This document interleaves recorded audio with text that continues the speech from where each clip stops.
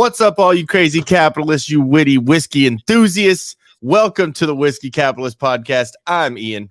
And I'm Shawn. I'm Shawn. And I'm Shawn. I'm Shawn. It sounds like a robot. It's my bad. Yeah, exactly. Oh, geez. What are you, Katy Perry right now? Half my face just shuts down. Okay. Make sure you like, share. I forgot where it was. Make sure you like, share, subscribe, follow, and comment down below. Helps out with the algorithm, and we can discuss what the fuck you're talking about while we're doing it.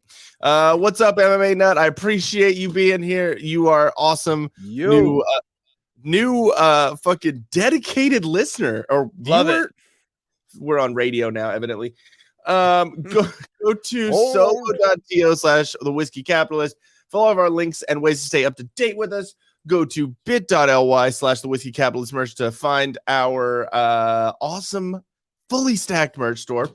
And okay, so today we are there's not a lot of new stuff going on. It's kind of regurgitated things that have been happening in the news. So we're going to kind of talk a little bit about them. And I know that a couple of the subjects have been hashed out on our individual shows, with you talking a lot about the Kanye stuff on Sippin with Shawn, and then me and Jen talking about it on Till Death on the podcast on Saturday. Mm-hmm. We're still going to go over. There's a couple other things that I wanted kind of your opinion on, and we can kind of see what's going on, and then also the fact that movies came up with the greatest name for Kanye, which is YeDolf Hitler. Which I don't know why anyone hasn't said that yet, and that is amazing. So YeDolf, YeDolf West, yeah. So if you were wondering why there was a weird word in front of West on our description, now you know. Is it like YeDolf, like yeet, like? No, it's yay, because it's like Kanye says yay, and so it's YeDolf. Shouldn't there be like a YeDolf? Yay, but there's also Yeezy. So like it could go both ways. So I think he does it on purpose. He pronounces it differently for his shoes, the Yeezys. Yeah, okay. It's fucking. Did I say you are a retard? Me? All right, no, not you. Me? Yay, ye. There's okay. If it's yay, it should have ye be right? ye be a retard. Ye. Sorry. I don't know what happened to me there. Okay. Anyways, so Dolph Hitler went on the Alex Jones show and had some spicy comments about a certain bad guy from WWII, and that rhymes with Pitler. Also, he had many crass takes about the Jewish community, so we're going to kind of discuss those. We can't forget about his ventriloquist act either. Like, I mean, I kind of really enjoyed that. Like, I can't lie. It was like cringy, but at the same time, like, thank you for that. I did, but then I didn't, because then it influenced you to do the Elmo voice. So it did. I won't do it tonight. I'll try. Please don't. I will take my headphones out and I will throw my camera. No, I'm just kidding. No, it's for some reason the Elmo voice, no matter who does it, it just within 2 seconds, I can't stand it. I don't know what it is. Anyways, we are also going to discuss the Twitter files. Yes, completely triggered. But I mean, as we were talking before the show, I'm fat now. And but I'm not that fat as that dude on the triggered meme, Oh no, and he's also doing this whole like neck hiding thing where you create like 3 or 4 chins out of that, which honestly I can't even do that. Like my chin doesn't go that far in, but there are people who have like even less of a chin than myself that like can just tuck their chin even further back into their neck and then just create rolls. No, it to me, it's like, I mean, he's unironically looking like the Penguin from Batman. He looks like, unironically looks like Danny DeVito with the nose and everything. I don't see it. Seen recent pictures of him? Of Danny DeVito? No, of fucking Ethan Klein. No. Since then, no. You're gonna pull up a recent one? No, I was pulling up this not to beat a dead horse, but what did you guys think of the clip of the pic you sent? We might brush on that because I did watch it, and I'm again I've said my biases about all that. But we might get into it.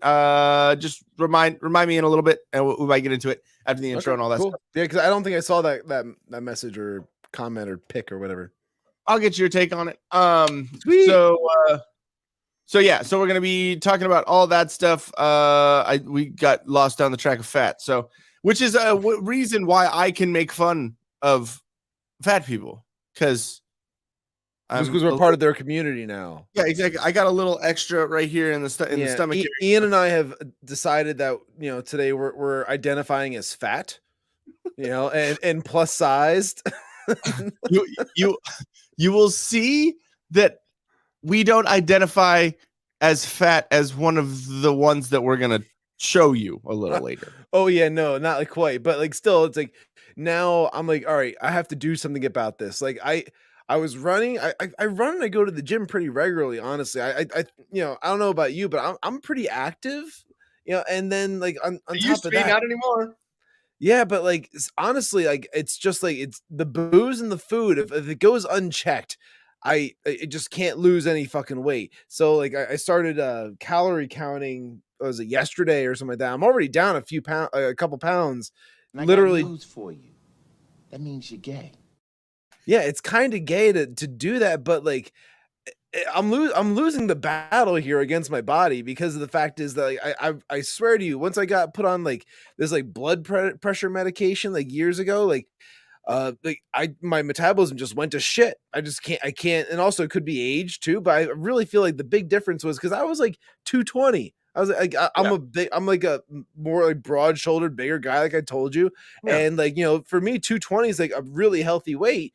And now it's like I'm 240. And it's just like, well, I can't get rid of this fucking weight. So now it's back to the really serious calorie counting. Well, I was always about 140, 145 at the most. And I am 195 now. So, so I'm not excited about that. And I know that my dad is probably listening. And so when I first started feeling a little like when I started noticing it, and I know we haven't done the intro yet, but fuck it, whatever. We're talking, it's fine. The people that watch us, they know. They know that we're both idiots and we start talking shit and then get sidetracked. So, but when I first started noticing that I was a little, I'm not going to admit it because I've been skinny my whole life. And my dad comes over and he just like the nonchalantly how parents and like whatever to do, he just kind of like looks at you like, you get a little bigger there, huh? And I like immediately was like, hey, fuck you. Like, what is it, your period? Exactly. I was fucking I'm upset. I mean, are we talking diets? Yeah, exactly. Probably. Yeah, we're talking diets right now, Trevor. And this is all Trevor's fault because he's the one that got me on this like calorie counting thing. But it's working. I can tell you right now. It's like I'm like since yesterday down 2 pounds. Nice, dude. Well, I have made a decision that after Christmas, all the holiday food and whatever, then I'm gonna start, we're gonna start doing it. And but yeah, so anyways, so when my dad said that, I immediately was like, hey, what a fucking dick. And it really got to me. And then I messaged him later and I was like, hey, like I told him, I was like, hey, that wasn't cool, man. And like, and then and he was like, oh, dude, I was like, I'm sorry. Like, blah, blah. It was fine. Like, he didn't even notice that, like, he did that way. I was like, yeah, like, it just kind of sucked. And then, in me fashion, I got him a birthday card and it said, because I was like, hey, fucker, like, it's not like you're, skinny either. Like, we both got some extra on us. So, like, what, you have no right. And so I got him a Father's Day card or a birthday card that said it's not a dad bod, it's a father figure.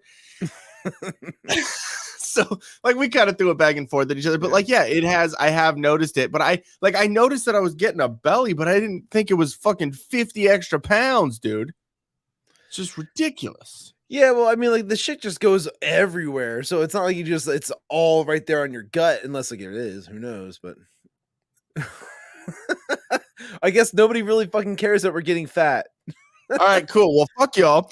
Fuck everybody. Also, we're gonna move on now because obviously the topic of Ian and I being fat and trying to lose weight and holding ourselves accountable to one another, it's not something that anyone gives a two shits about. okay, since I'm an asshole, I'm kind of almost tempted to only talk about how we're being fat.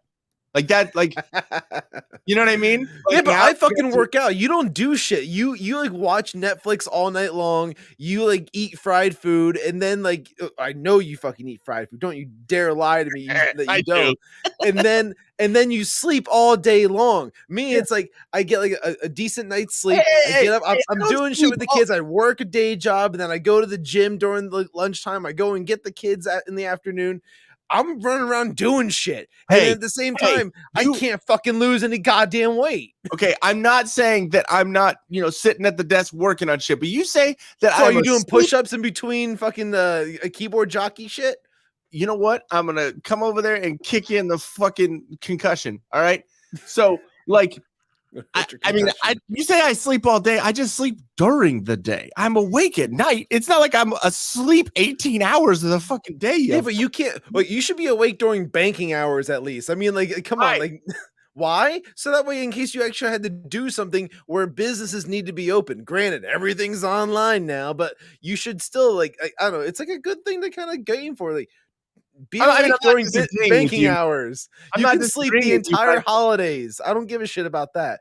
Be awake for banking hours. I'm not disagreeing with you. I'm just trying to get you pissed off so you can say more dumb things. Okay, what are we? That's dumb. I think that's a pretty fucking reasonable thing.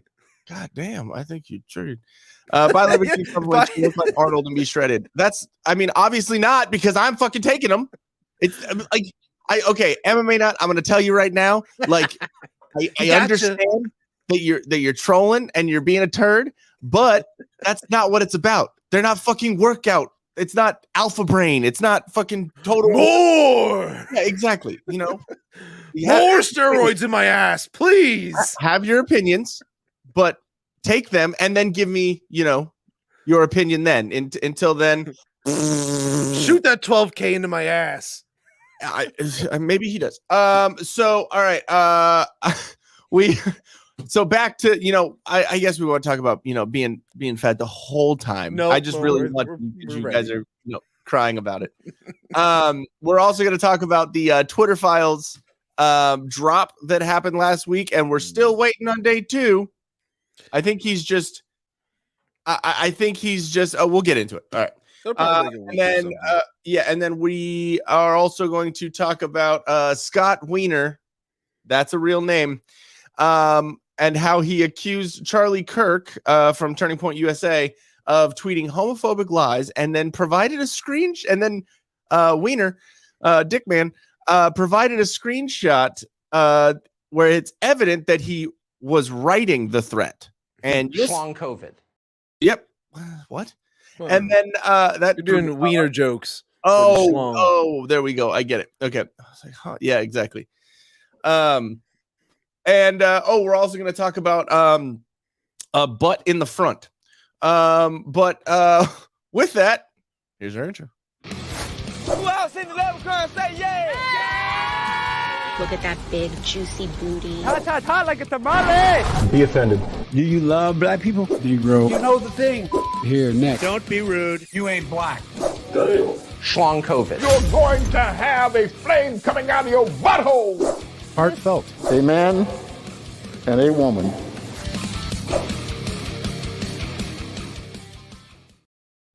All right. So, you want to start it off with dick jokes? You want to start it off with YeDolf?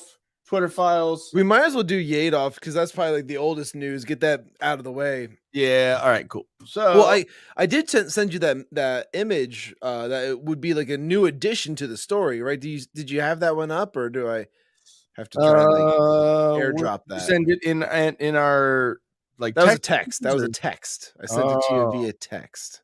Sorry. It's actually just a message. I don't even know if I really need to, like, if we need to is it the Telegram stuff? Yep, it's Telegram from Milo's Telegram, actually. And it was just basically saying that, like, I think him and Ye have made the agreement that he should not be on the campaign anymore, which to me sounds very much like he got fired. Yeah, like, don't you cover your own ass like that? It's like, we had an agreement that I shouldn't be on the campaign anymore. Yeah, I can see that. Okay, you want to go through those comments real quick while I'm getting this? More comments? More? Yep. Okay. So featuring tangent stories and bickering. Well, that's what we do. That's what we've always done. And like that's why you keep coming back, Trevor. Give us 1.5 thumbs up. What's up? Yeah, that's the best he can do. He will never give us 2 thumbs. Wait, he can make fun of us for being fat, and we can make fun of him because he only has 1.5. Yeah, because he cut his thumb off. Yeah, all right. So it's because he didn't big titties to. Whatever happened to Jack Murphy? Well, he went away after that scandal, after like being a cuck. Well, yeah, I mean he is still, he's back on Twitter and doing whatever, but he's just not as prevalent anymore because everyone has he tweeted though? Cuck, yeah. Don't you mean Milo shouldn't be on the right anymore?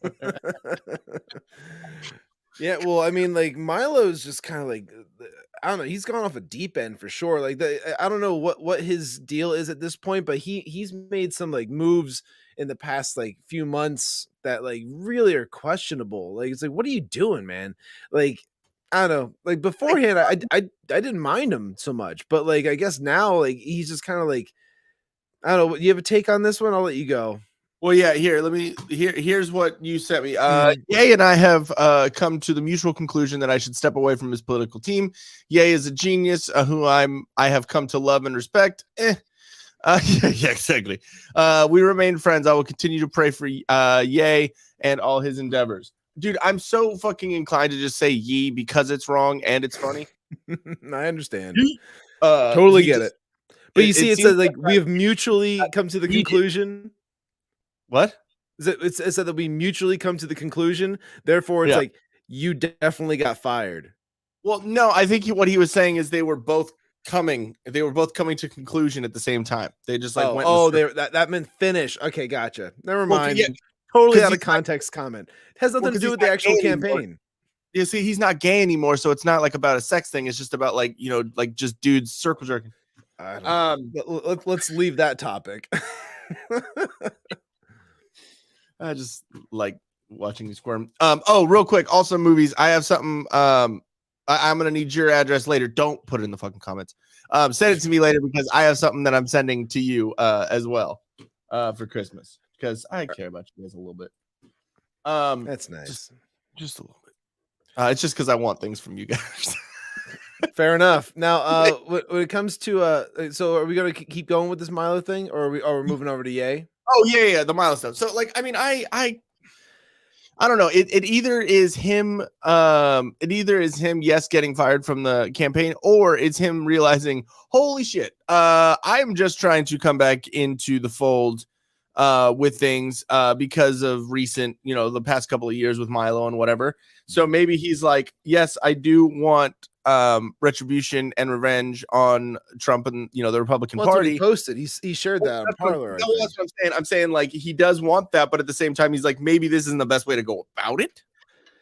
I don't know. To me, I really feel that this was like an attention grab to attach himself to Kanye or Ye, and this is his way to get back into the public light or public spotlight and people to talk about him. Which I mean, we're doing it right now. It works for like 4 episodes.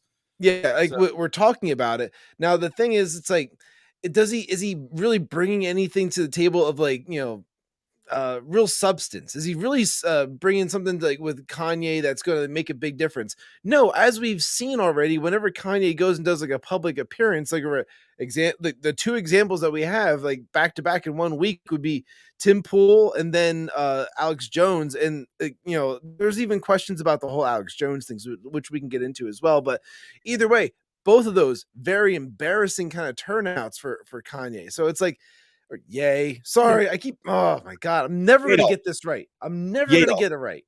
YeDolf. YeDolf. Okay. So, my thing on that too is he didn't bring Milo on InfoWars. He brought Nick. Yeah. So, I mean, there's something to be said about that. And I don't know if you saw. I think Milo told him to go on Tim Pool. YeDolf has decided on a different final solution. So I'm stepping. Well, I think Milo told Ye to be on Tim Pool, and then after that shit happened, you notice that Milo was no longer like on screen and stuff like that, and then therefore it's like then he was just gone. So I think that Tim Pool incident, which looked bad for Ye. Like you can look at it however you want with like casting blame for this or that or whatever.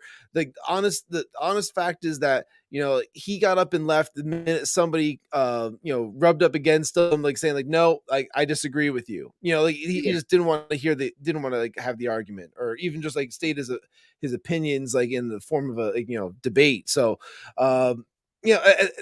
he's not cut out for it, and like I think that he's pissed off at Milo about that. So therefore, hey, you gotta go. Yeah, and I mean that that's his decision. That's his to go with what movie said. That's his decision on final solution for that situation. So I mean I get it, but at the same time, it's like Milo is probably. I would say out of the three of them, he's probably the most level-headed because Fuentes is still a kid. Just to be completely honest, he's a kid with really bad takes. Well, he's a kid with really bad takes, but that's a kid. Like, I mean, because biologically, I know biology isn't a fucking thing anymore in our society, but biologically, males they don't have a fully formed brain until about like 27 on average. So he's still in that like I'm still he's still trying to figure himself out. And I'll admit I was still a fucking dumbass until after getting 27, 28 and starting to come into my own and like figure out what's going on. And so Nick is still figuring out what's going on. He doesn't have all bad takes, just like most all people. I'm not going to go down the no, we don't have to go down the rabbit hole of like there's different like opinions and stuff like that. But like, yeah, like it's not all bad takes. You're right. But like, there's a few really harsh ones out there, which is like, yeah, I disagree with you on that. You're allowed to have your opinion and you can voice that because that's freedom of speech. You can absolutely do that. But like, I don't agree with you. Yeah, exactly. And you're allowed to not agree. And I think weird, dude. It's fucking weird. It's you're allowed to not agree, and you're also allowed to have a discussion of why you don't agree. If you watch this podcast, you can totally understand that we don't agree about everything and then we fucking bicker about it, but then we're fine. Oh, is another thing that was funny? Bringing back to my Twitter story with the whole like with this hat incident thing. Somebody I knew that was at the bar. It was like they knew that I did this show, and they were like, "Oh, well," like because they saw that vet guy was giving me like a hard time or whatever, and then he wanted to try and like start like a physical altercation with me. But he's like, "Well, you do your show," and this guy that I'm talking to is a liberal, of course, and he's like, "You do your show, and you're gonna piss people off with the things you say because I've seen parts of your show, and you say some things, man." I'm like, really? First off, that's not what's happening right now, and that has nothing to do with any of this because people have the option to just to turn it off or like go away. That's all you have to do if you don't want to hear to me, what seems like a level-headed common sense kind of takes. Like I definitely don't try to like be like a cringe kind of guy. I'm not going to try and shock jock you into like views. I'm just like, I'm going to speak honestly. So he was saying that you have this show. So because he was trying to make it seem like I was like this cringy dude to be around. Yeah. Because this guy knows that you have a show, right? Ooh, no, he didn't. He was a drunk fucking dude at the bar that had a problem with me wearing an American flag on my hat. That was my point. It was like the sarcasm. Like, this guy just automatically knows because if everyone knew that you did this show, we'd have a lot more viewers right now. Sweet. Yeah. Even if it was just hate watchers, people just watching because they fucking hate me. Yeah, exactly. Right. So, I mean, and go figure a military dude that's drunk in a bar. Hey, thank you for your service. All that stuff. I need to stop doing this, especially, with our topics of the, Yeah, with our topics of the day. But no, go figure that like military dudes are gonna be crazy when they're drunk. Two of my best friends are military dudes. They're fucking nuts when they're drunk. It's fun being on their side, but being on the opposite side, not so much. Yeah, it's a little rough.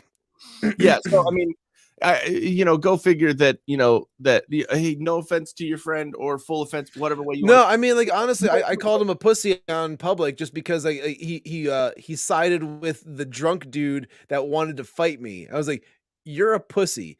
Deal with a little bit of confrontation and fucking stick with your friends. Like you've known me for fucking ever. Like, godfather to my daughter. It's like, and you're gonna go and you're gonna side with this fucking dude. It's like, fuck you, dude. I would be a fucking man. I would be like, you're not the godfather anymore because that means that when I'm gone, you're going to be taking care of my child. And then what if something happens?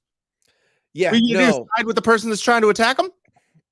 No, there was some shit there. It was kind of like that pissed me off. I said it to him, and then like even the next day when we talked, I told him like, listen, dude, I don't appreciate the way that was handled and this and that. He tried to tell me I just wanted to like just de-escalate the whole thing, this and that. I just wanted to kind of go away, and I was like, I get that, and like I'm just telling you that like I would have handled it differently if it was me and I saw some dude trying to get physical or start some shit with you, like egg you on, like to try and like instigate a fight.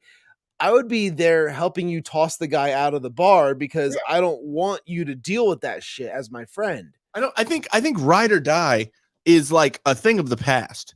Like you stand behind your friends and then later you tell them, hey, you fucker, why were you doing that? That was stupid. I mean, I'm gonna have your back, but why'd you do that? You got me into some shit. Like, you know what I mean? Like later you deal with it. In the moment, you're like, hey, fuck you, buddy. You know what I mean? Yeah. Well, and like to movies, like because he's talking about yeah. Now here's the thing.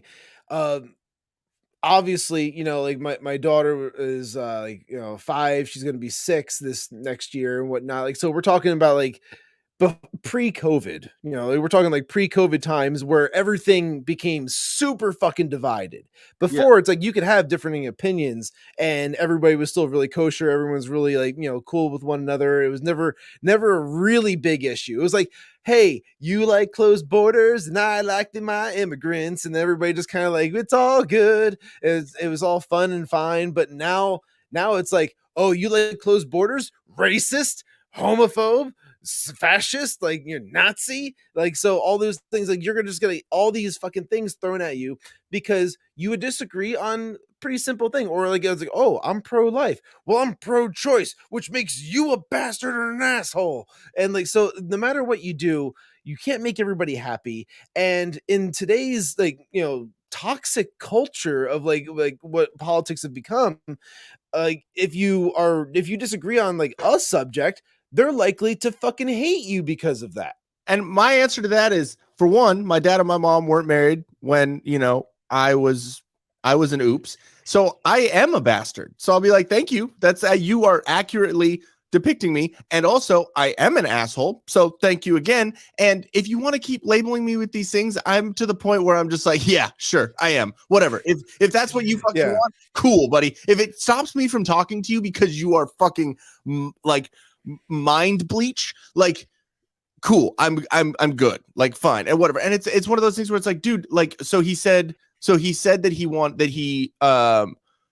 he just wanted, like, I just want shit to be cool and blah blah. Okay, buddy, want in one hand, shit in the other. See what fucking fills up first. Like, you can want it to not be a confrontation at all, but it's listen, like, obviously the guy is not interested in like any type of physical altercation that might like ensue from like actually like sticking with like your friends, some of that. So it's like, hey, you know what, I would rather forgive him but not forget. It's like, okay, dude, whatever, it's cool, like we're fine. We've been friends for so many fucking years, like we're literally old friends, and like I do trust him with a lot of things because like I know how he raises his kids, I know like his home life and stuff like that. It's just like when it comes to like the MAGA stuff and like any kind of like Trump related topics, it's like an immediate like switch goes off in his head and he's like, he hates anything involved in that. And and he knows that I do this show, and he knows that I like, I'm pro Trump, and I am like, pro these different conservative topics. And he's never once given me an issue about it, which is why we're still friends. I've been friends with people before, like I told you in the past, where like they came out, they tried to like, argue and like debate me online, and I'm like, dude, I can shut you down right now. And I did. And then I never heard from him again. Okay. Well, I guess what? I guess we're not really friends, dude. So like, that's the end of that. Like, no skin off my nose. Yeah, exactly. It's like, if you want to have the discussion, cool. If you don't, cool. And it only makes my small circle of friends that much tighter. Exactly. It's funny when you're younger, Ride or, all my friends, and, I know we were just talking about ride or die or whatever, but like, you have so many friends, but then when you get older, your like circle of friends closes because everyone is doing their own thing or whatever. And then you have only those certain friends. I mean, that's life, man. I wish I had a couple more, but yeah, I mean, it'd be nice because Cav's tab gets kind of lonely sometimes, but I mean, like for the most part, it's just me and my wife kind of hanging out down there, or we'll have like another couple that we're friends with in the area, and or our neighbors. Like our neighbors will come over and just hang out for a couple of drinks. But something very like, simple. But it's like the whole point of being married. That's your friend. That's your best friend. Like I know it sounds little fucking meh, but like that's your person. Like that you made the decision to be with that person for the rest of your life. So like you should be fucking best friends with that person. Like of course. I'm tired of this, like in society. Like, okay, I'm not gonna say the dudes aren't crazy. I'm not gonna say that women aren't crazy.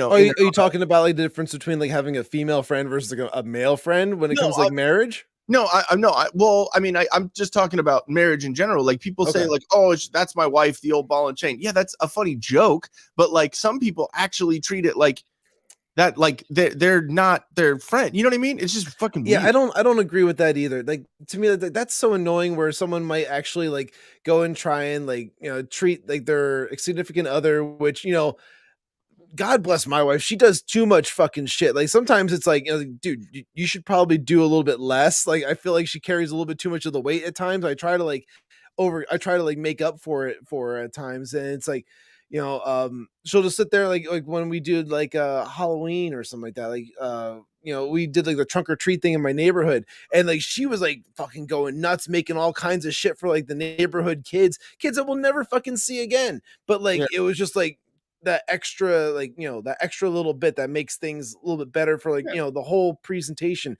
and it made us look better as like like a like I don't know, for like the stand or whatever the fuck you want to call it, the station. Makes you look good, better as a group, as a unit. Yeah, there you go. And like always doing dinners and stuff like that, taking care of the kids and whatnot. When I'm down here doing this, like in like the basement and stuff like that, she's upstairs taking care of the kids and stuff like that. So it's like those unsung hero kind of moments.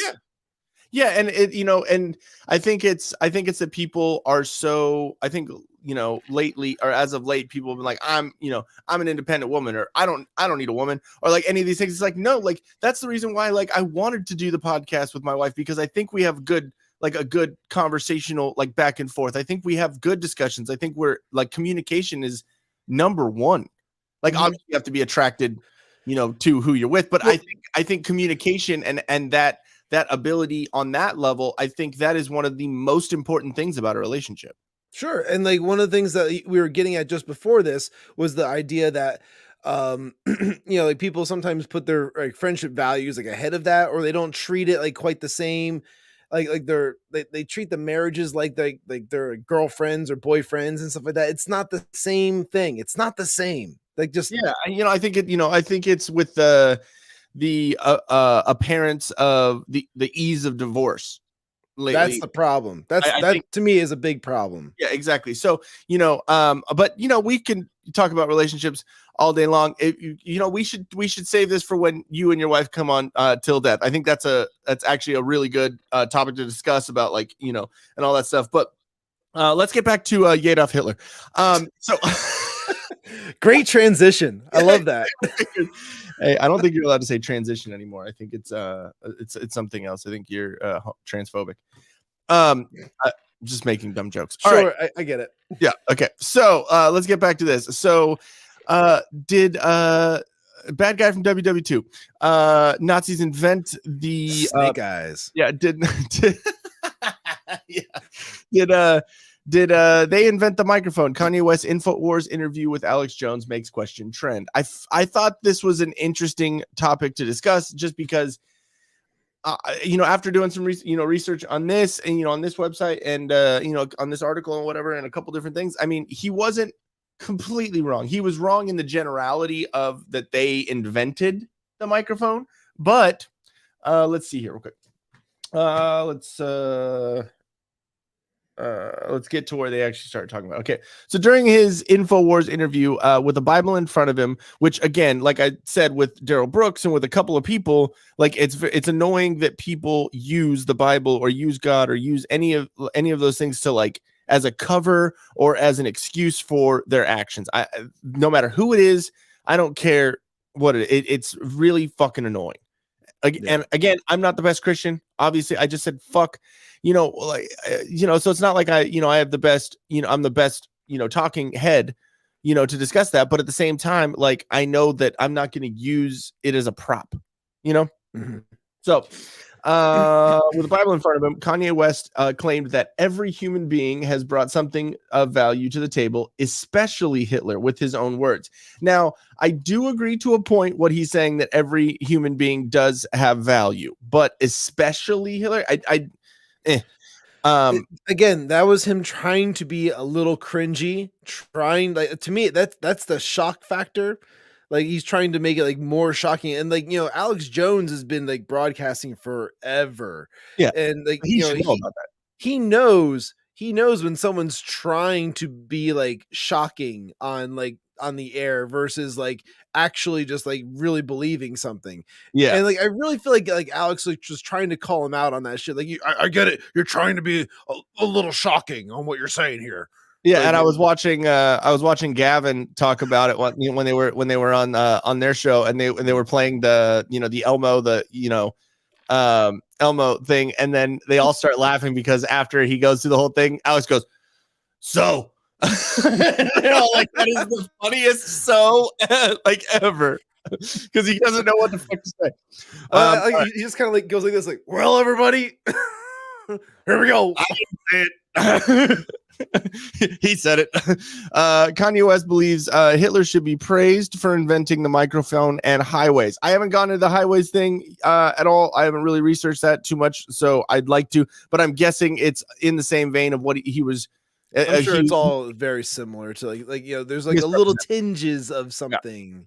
Yeah, or they put, maybe because while they were, during World War II, there were certain things that they built over trenches and all that stuff. I've been kind of going down the World War II like history, all that on YouTube. So like I can see maybe where he's coming from. I just haven't done enough research to talk about. Well, I mean, like if they really look at it, it's like the German engineering was like always really advanced. I mean, like, so are they going to give Adolf Hitler credit for like when it comes to Volkswagen, of course, like they like to give him credit for that, of course. And then when it also comes to like Panzer tanks and everything else, where it's like they were more advanced.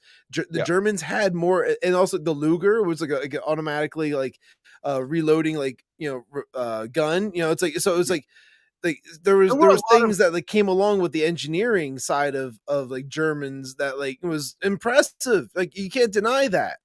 I mean, there were a lot of engineering things when it comes to war and when it comes to machinery and all that. Big advances during war, of course, that we use now.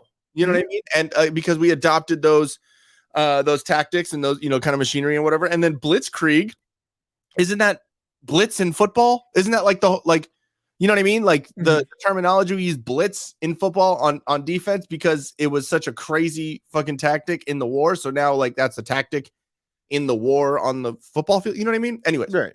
So Kanye West believes Hitler should be praised for inventing the microphone in highways. I already read that. Naturally, this raised a viral question on social media. Did Adolf Hitler's Nazi regime invent the microphone? Surprisingly, there is allegedly, that was an interesting wording, allegedly a deep connection between the design of microphones and Germany during hisรule. Yeah, Kanye has absolutely lost it. Okay. There are two people in history credited for the invention of the microphone. Emil Berliner. Berliner works. Berliner. Sounds weird. Berliner. I'm stupid. I Who like that. filed the patent for the first microphone in 1877, and James West, an American inventor who also holds design patents for the microphone. However, Germans during Hitler's regime are also credited for perfecting the design of the microphone in terms of making them able to project sound over wide spaces. So, okay, I'll read a little bit more. We'll discuss a little more. According to history books, Adolf Hitler was searching for a way to clearly amplify his voice to massive crowds during his speeches to strengthen the support of his Nazi army. At the time, the sound scope of microphones was very limited, so Hitler hired engineers to perfect the design to do more. As a result, the well-known Neumann CM V38 microphone was designed specifically for Hitler to use during his speeches, which was later nicknamed the Hitler bottle. Yeah, he started getting really sore throats, and like there wasn't enough chamomile during wartime, so therefore he just like, I need something that's gonna help me be able to speak louder. So I need something that's gonna let me speak louder. I'm losing my voice. Anytime I see any Hitler speech or the pounding of the pounding on the desk, it just reminds me of The Office when Jim teaches Dwight how to do public speaking. Yes, yeah, it's great. Oh my god, he like burns the roof of his mouth. He's talking. Yeah, and then it reminds me of the John Lovitz scene in Rat Race when they're driving Hitler's car. And it has the Nazi flags, and he flips off the bikers, calls her a dyke, and then gets the cigarette lighter in his mouth so he can't talk, and then he crashes and hits his lip right here. Yeah, so he like goes and talks to like a World War II veteran. It's like speeches. It's so great. So great. Oh yeah, and it's great because John Lovitz is a Jew. So it makes it the other level of genius. So even like Mel Brooks was like, made some of the most racist movie probably ever with Blazing Saddles, and amazing, Super Jew. Yeah. While it may be hard to believe, it's possible that musicians today benefit from the design changes made to the microphone that happened under Hitler's Nazi era, as Kanye insinuated. The names Neumann, Telefunken, that's just a funny name, Gefell, Sennheiser, Shops, and AKG are seen on top of the line of microphones today in terms of making music. On top of the line microphones, today in terms of making music, and all have origins that can be directly or indirectly connected back to Hitler in some way. In summary, Kanye West is wrong in saying that Adolf Hitler invented the microphone, but some parts of history claim he is responsible for hiring the engineers who perfected the design. So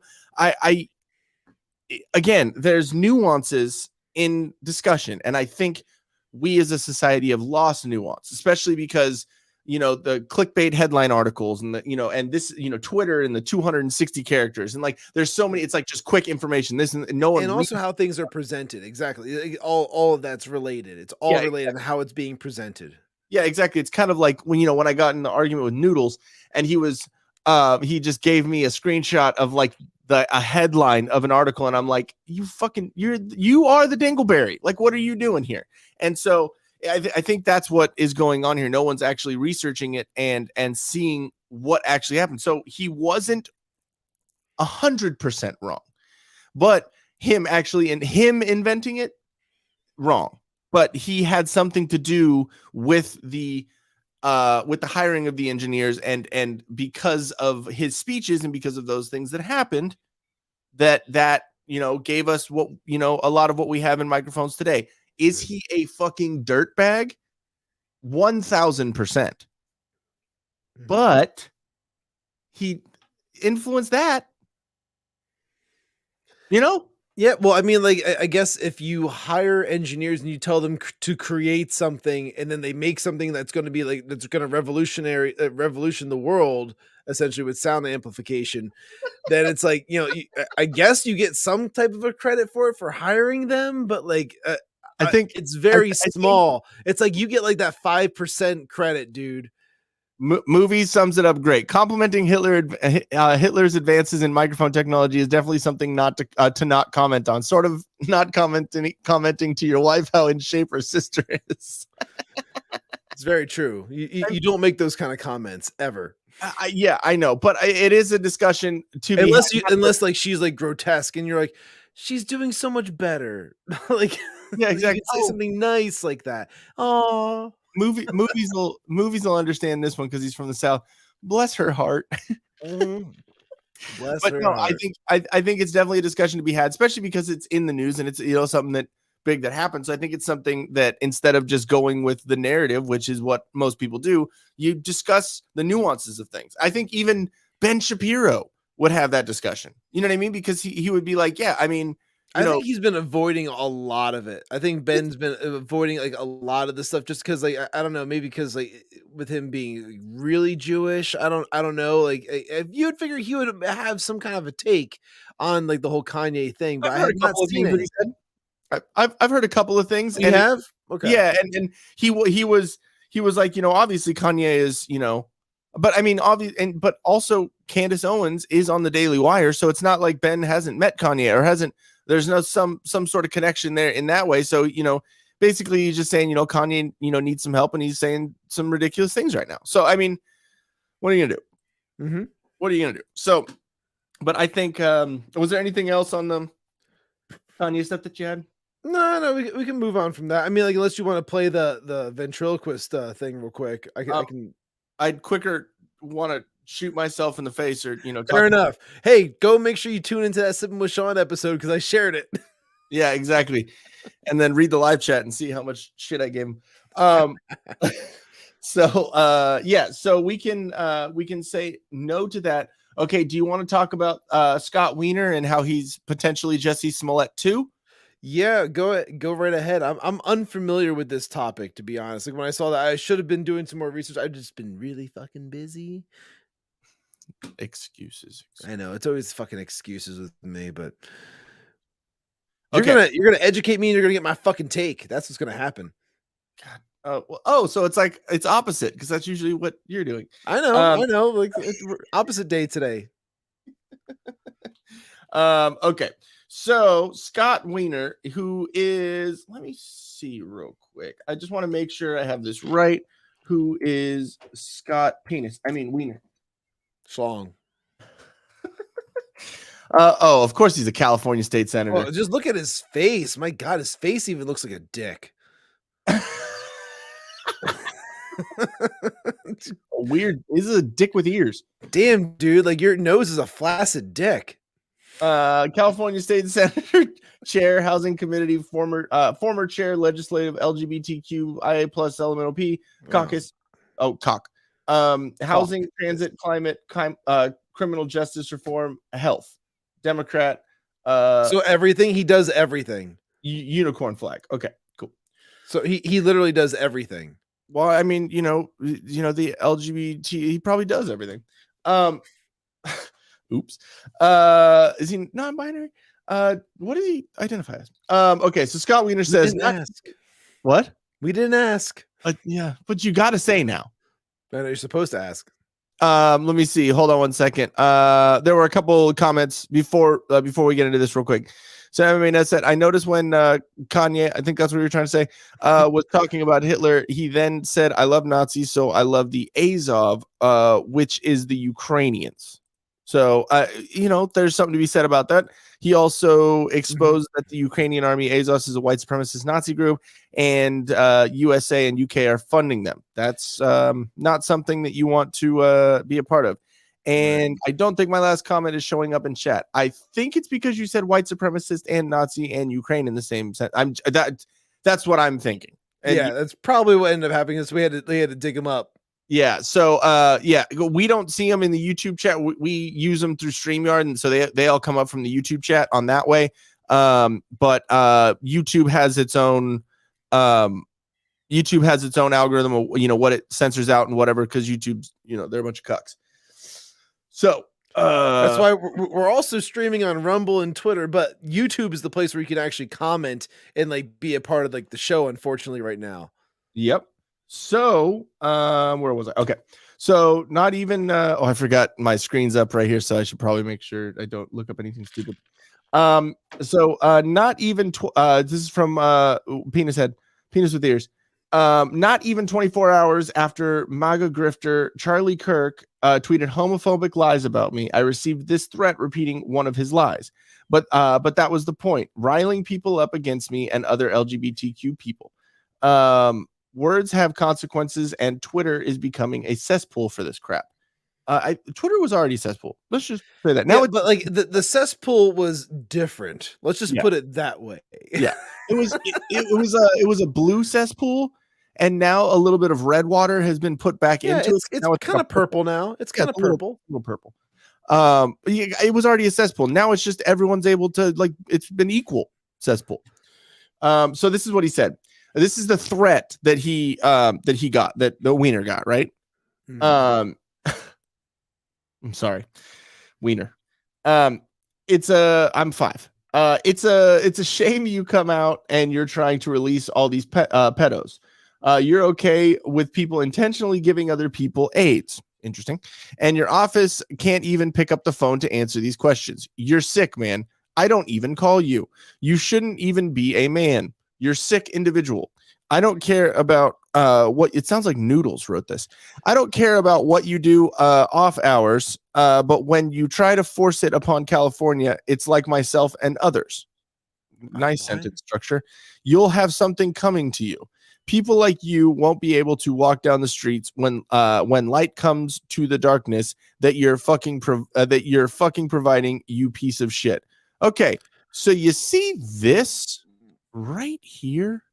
Yeah, that's a cursor. Mm-hmm. It is a cursor. You know when you see a cursor, it usually means that you wrote it. That you're typing it, right? Yeah, you typed it. So you sent yourself a shittily worded death threat? Now, has Charlie Kirk come out and said something about this? I think he came back and he said some. I like the top one. You could always leave Twitter and stop playing the victim. I mean, that's pretty good. I think his response to it. Let's see. Let me try and find this. If you want to comment a little bit on that one, I'm trying to find the original. I mean, to me, honestly, it's like, it's so poorly worded that, like, obviously whoever tried to write it was just trying to throw in as many triggering words as possible and not really look at like the grammar or what the context of what the message was. So like, if you're trying to write yourself a threatening message, like you have to try and like make it believable that's coming from like the person, like meaning like, even when like I type something or you type something like in text or something like that, like there's inflections that we use that like, we include into things. And like, Charlie Kirk has never really been the type to ever come across as like, oh, my messages are like, just pieced together fragmented sentences or nothing like that. It's always thought out messages that he includes. It's just out of context things that, the left takes to, put their narrative that everyone's a fucking Nazi. But YeDolf is, let's just say that. The threat was a voicemail. Yeah. Okay. This is what his response to all the MAGA conspiracy theorists out there. The threat was a voicemail. This is a transcription, but have fun spinning around with your conspiracies. Okay. I've used transcription things like that. I never see a cursor. Just that's my personal experience with it.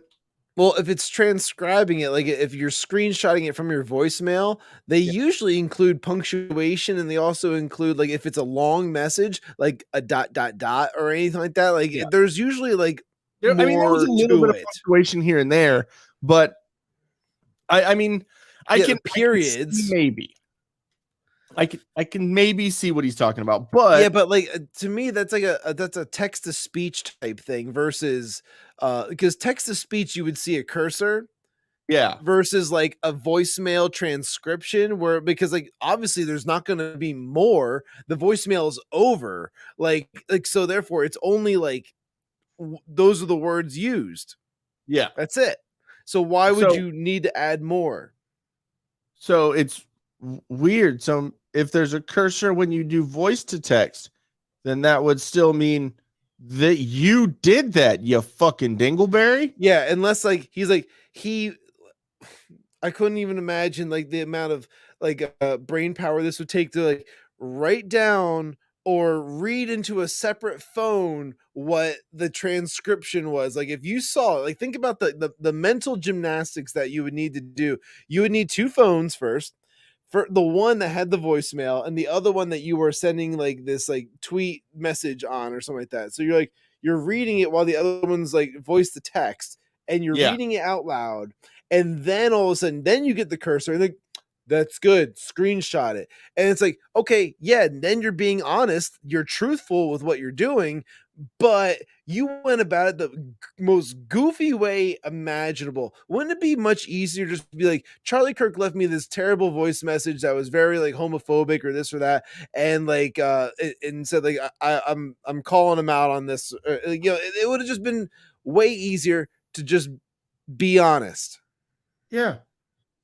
So, but I do like the I think it's funny. This is the thing with it, it being a cesspool according to him and being an even cesspool. You see the responses from the other side equally now, and you see, because I mean, before, like a lot of these opinions on on liberal bullshit would be squashed, and they would be censored and fucking suspended for saying shit and whatever. And now you just see the way people talk to each other. You know what I mean? Like it's like, because I mean, how many times if you go on a on Trump's Twitter, you go on any conservatives Twitter, whatever, you see a bunch of liberals in the comments saying shit back to them, whatever. But now it seems pretty even. So you could always leave Twitter and stop playing the victim. Or you just type that up so we can all see, because we can all see the cursor at the end of the text. Stop lying. Stop pretending to be the victim. This kind of behavior makes it harder for real victims to get the help they need. Based. Sure. Sounds like a personal problem, groomer.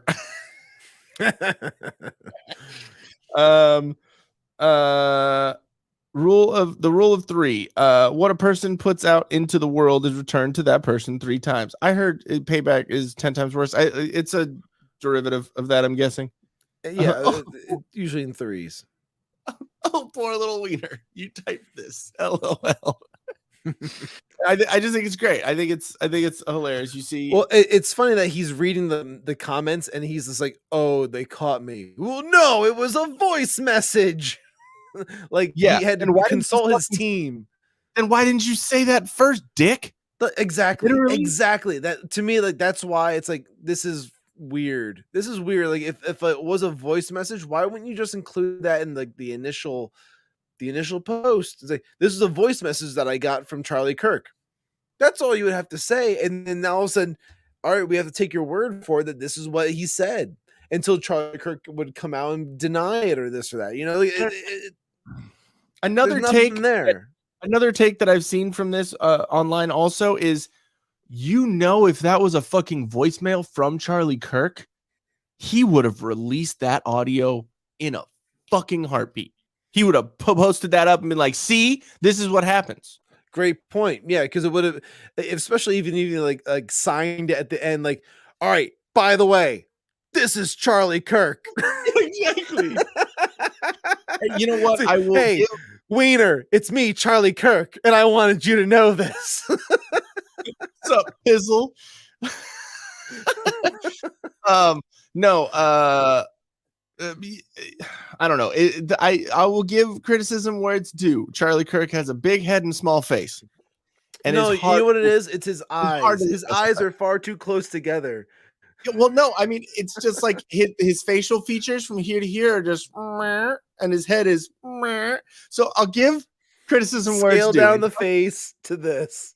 It's hard to look at sometimes. So I'm telling you right now, sometimes when I watch Charlie Kirk videos or I see it, I have to like, oh, okay, he's making a good point. All right, I see your point. And then you're like, ah. Yeah, I know. I totally feel the same way. Hey, I mean, Charlie Kirk, if you ever want to come on here, don't worry. We will show your face. It's fine. I'll look at you. You can absolutely show your face on our podcast. We would welcome that. I will look. I promise. I will look at the camera and look on the I'm going to look off to the side of you. Don't take offense, please. Yeah, exactly. It's just this. It's just like my face is towards No, the I'll camera. let Charlie Kirk make fun of my face. That's fine. Oh, Go yeah. ahead, dude. You make fun of me for as long as you want. I mean, like, I'm a 6, but with the Biden inflation, I'm a fucking 9 now, dude. I mean, everyone said that I looked like a billy goat for a while because I have like the long chin hair. So make fun of me. I know. Yeah. I'm like, no. I got big ears. It's fine. I'm Wish version Jason Momoa.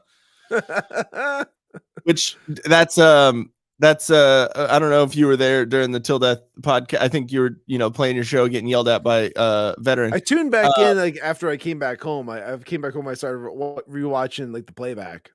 Yeah, and Jen her like celebrity like is Jason Momoa. So I was like, girls.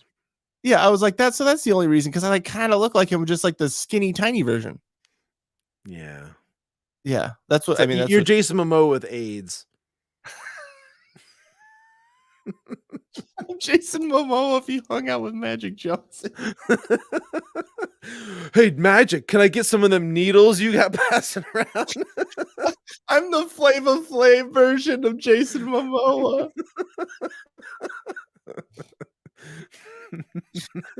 Oh, good God. Have you ever seen that roast of Flava Flav?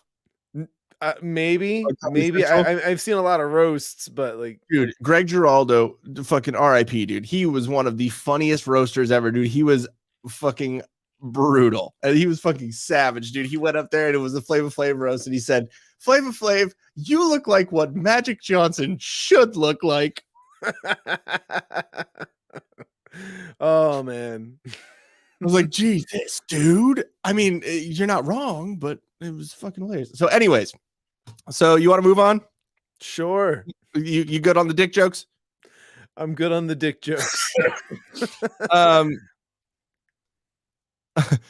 Jason Momoa with AIDS and homeless meth addict. Yeah, I'll take that for sure.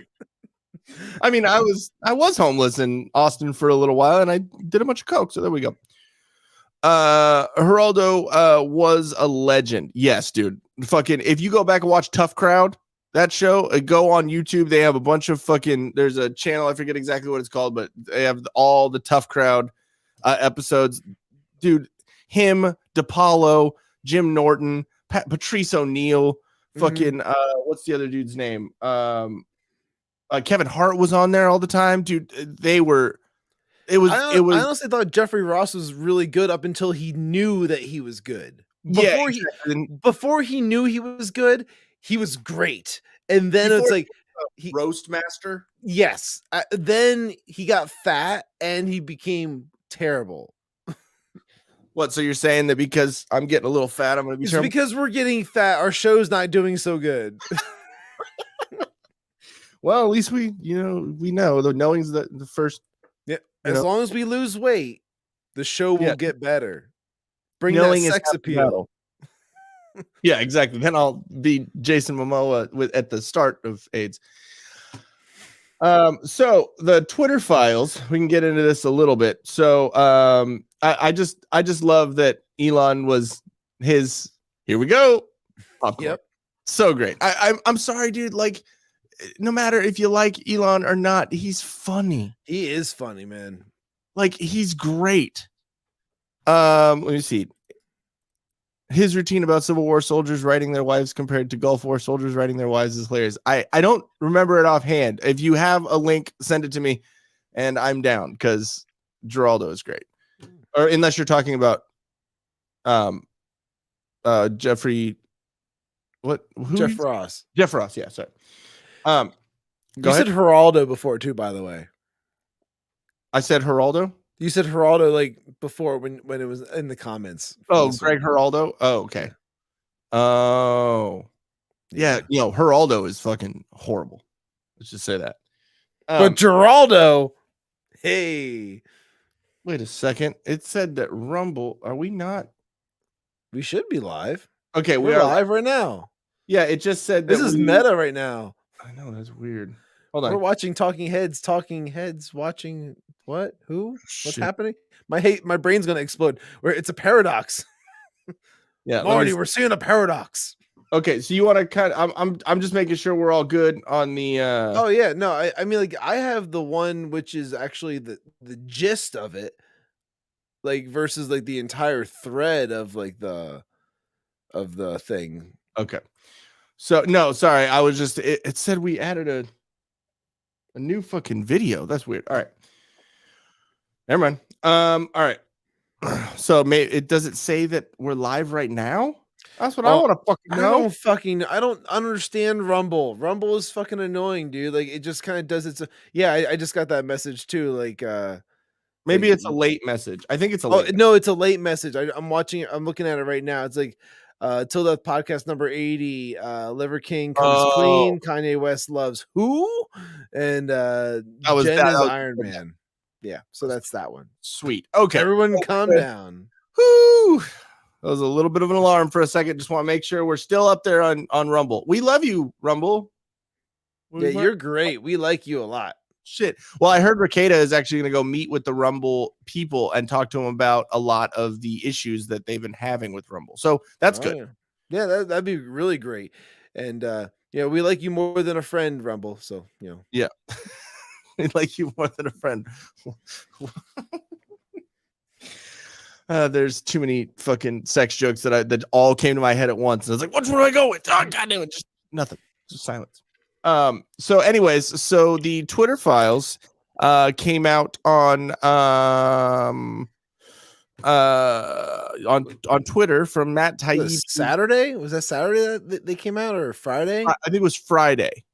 Yeah, it was Friday because I was waiting to see if more came out on Saturday, and then we were possibly going to talk about it on the Till Death podcast.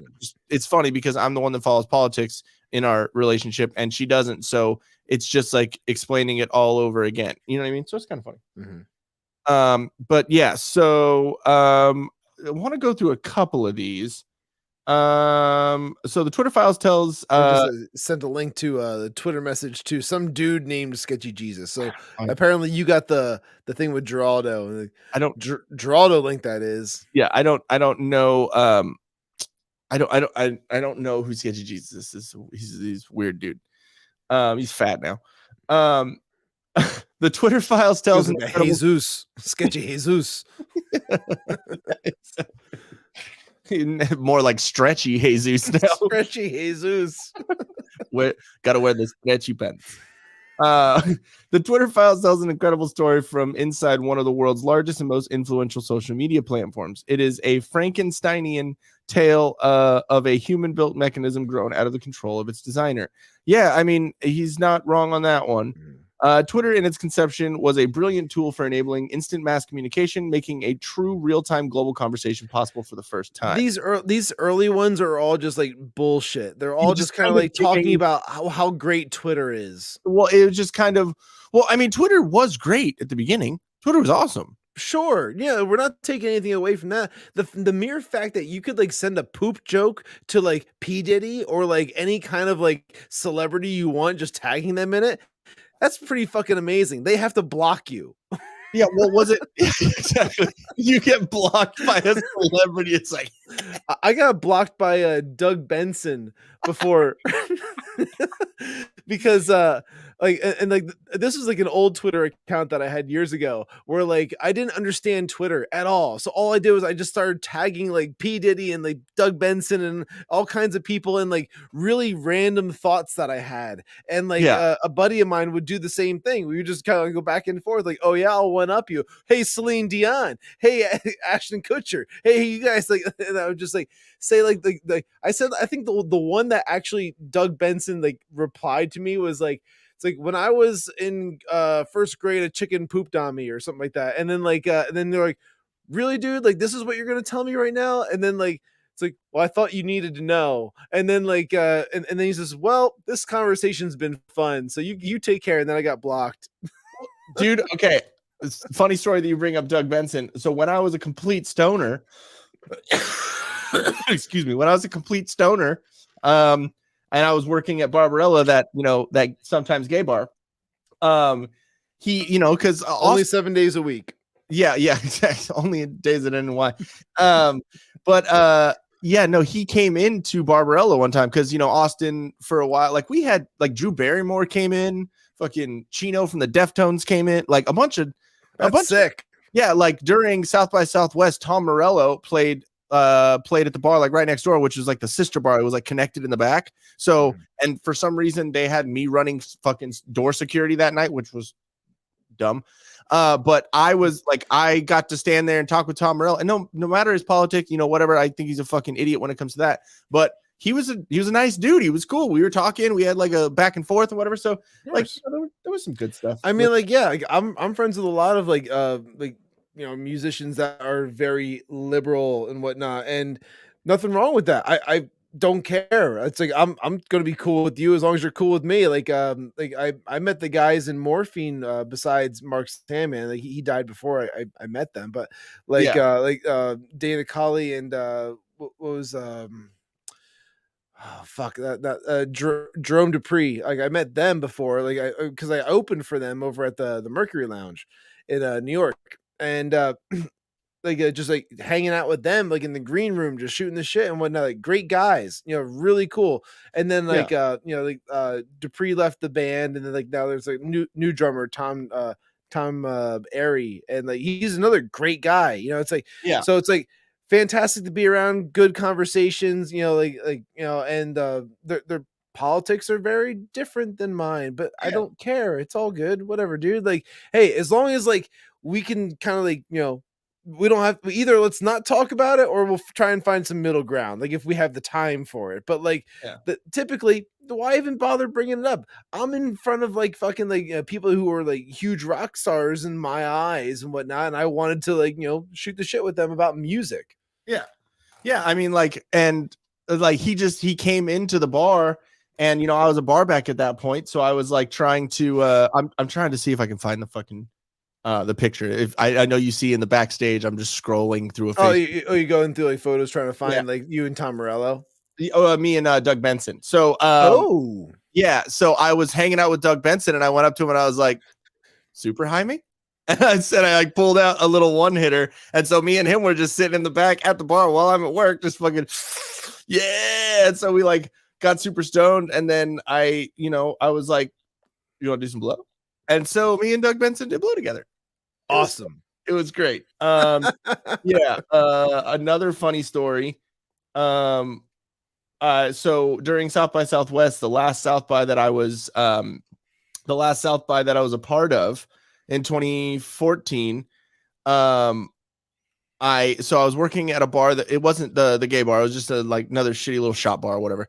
And so I went to the like the Sumerian whatever showcase where it was like Asking Alexandria, Thy Art Is Murder, I See Stars, like a bunch of like Sumerian bands and Sumerian type bands. And we're hanging out, and the guy David Dickens, he was he was about to get assigned to Sumerian, and he was like my fucking tour manager back in the day when I was in a band in San Diego, and I had known him for a while. So we were hanging out. He got us in for free and all that shit. And Born of Osiris was on it and all that shit too. And After the Burial, it was awesome. And so I was like, all right, dude, well, I'm going to, it was my day off. So I was like, all right, I'm going to go down to the bar that I work at and, just go get some fucking free drinks because it's awesome. And so if you want to come down later, let me know. He was like, oh, all right, cool. I'm going to go back to the Sumerian little, studio, the whatever that they had rented out for the week. And then I get a text message from like 30 minutes later, and I was like, hey, dude, you coming down? I'll buy you some drinks, whatever, buy you and whoever you're with drinks.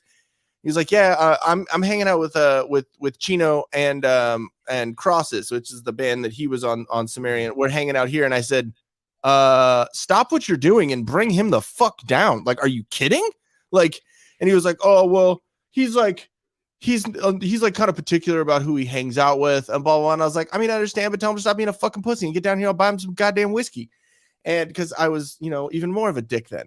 And so 5-10 minutes later, shows up, and it's my buddy David, and then Chino and all the dudes from Crosses, and then Ash, who's the owner of Sumerian, and like a bunch of Sumerian dudes. And so like there's a line trying to get to our bar. I'm not working. I'm just standing at the door smoking a cigarette, and I was like, everyone fucking move. y'all come in, right? So they all come in, and I like, hey, what's going on, man? I mean, blah blah blah, and then I, I went and I bought him I was like, hey, Chino, let me buy you a drink. He's like, all right, cool. What are we drinking? Whiskey. You're a man, right?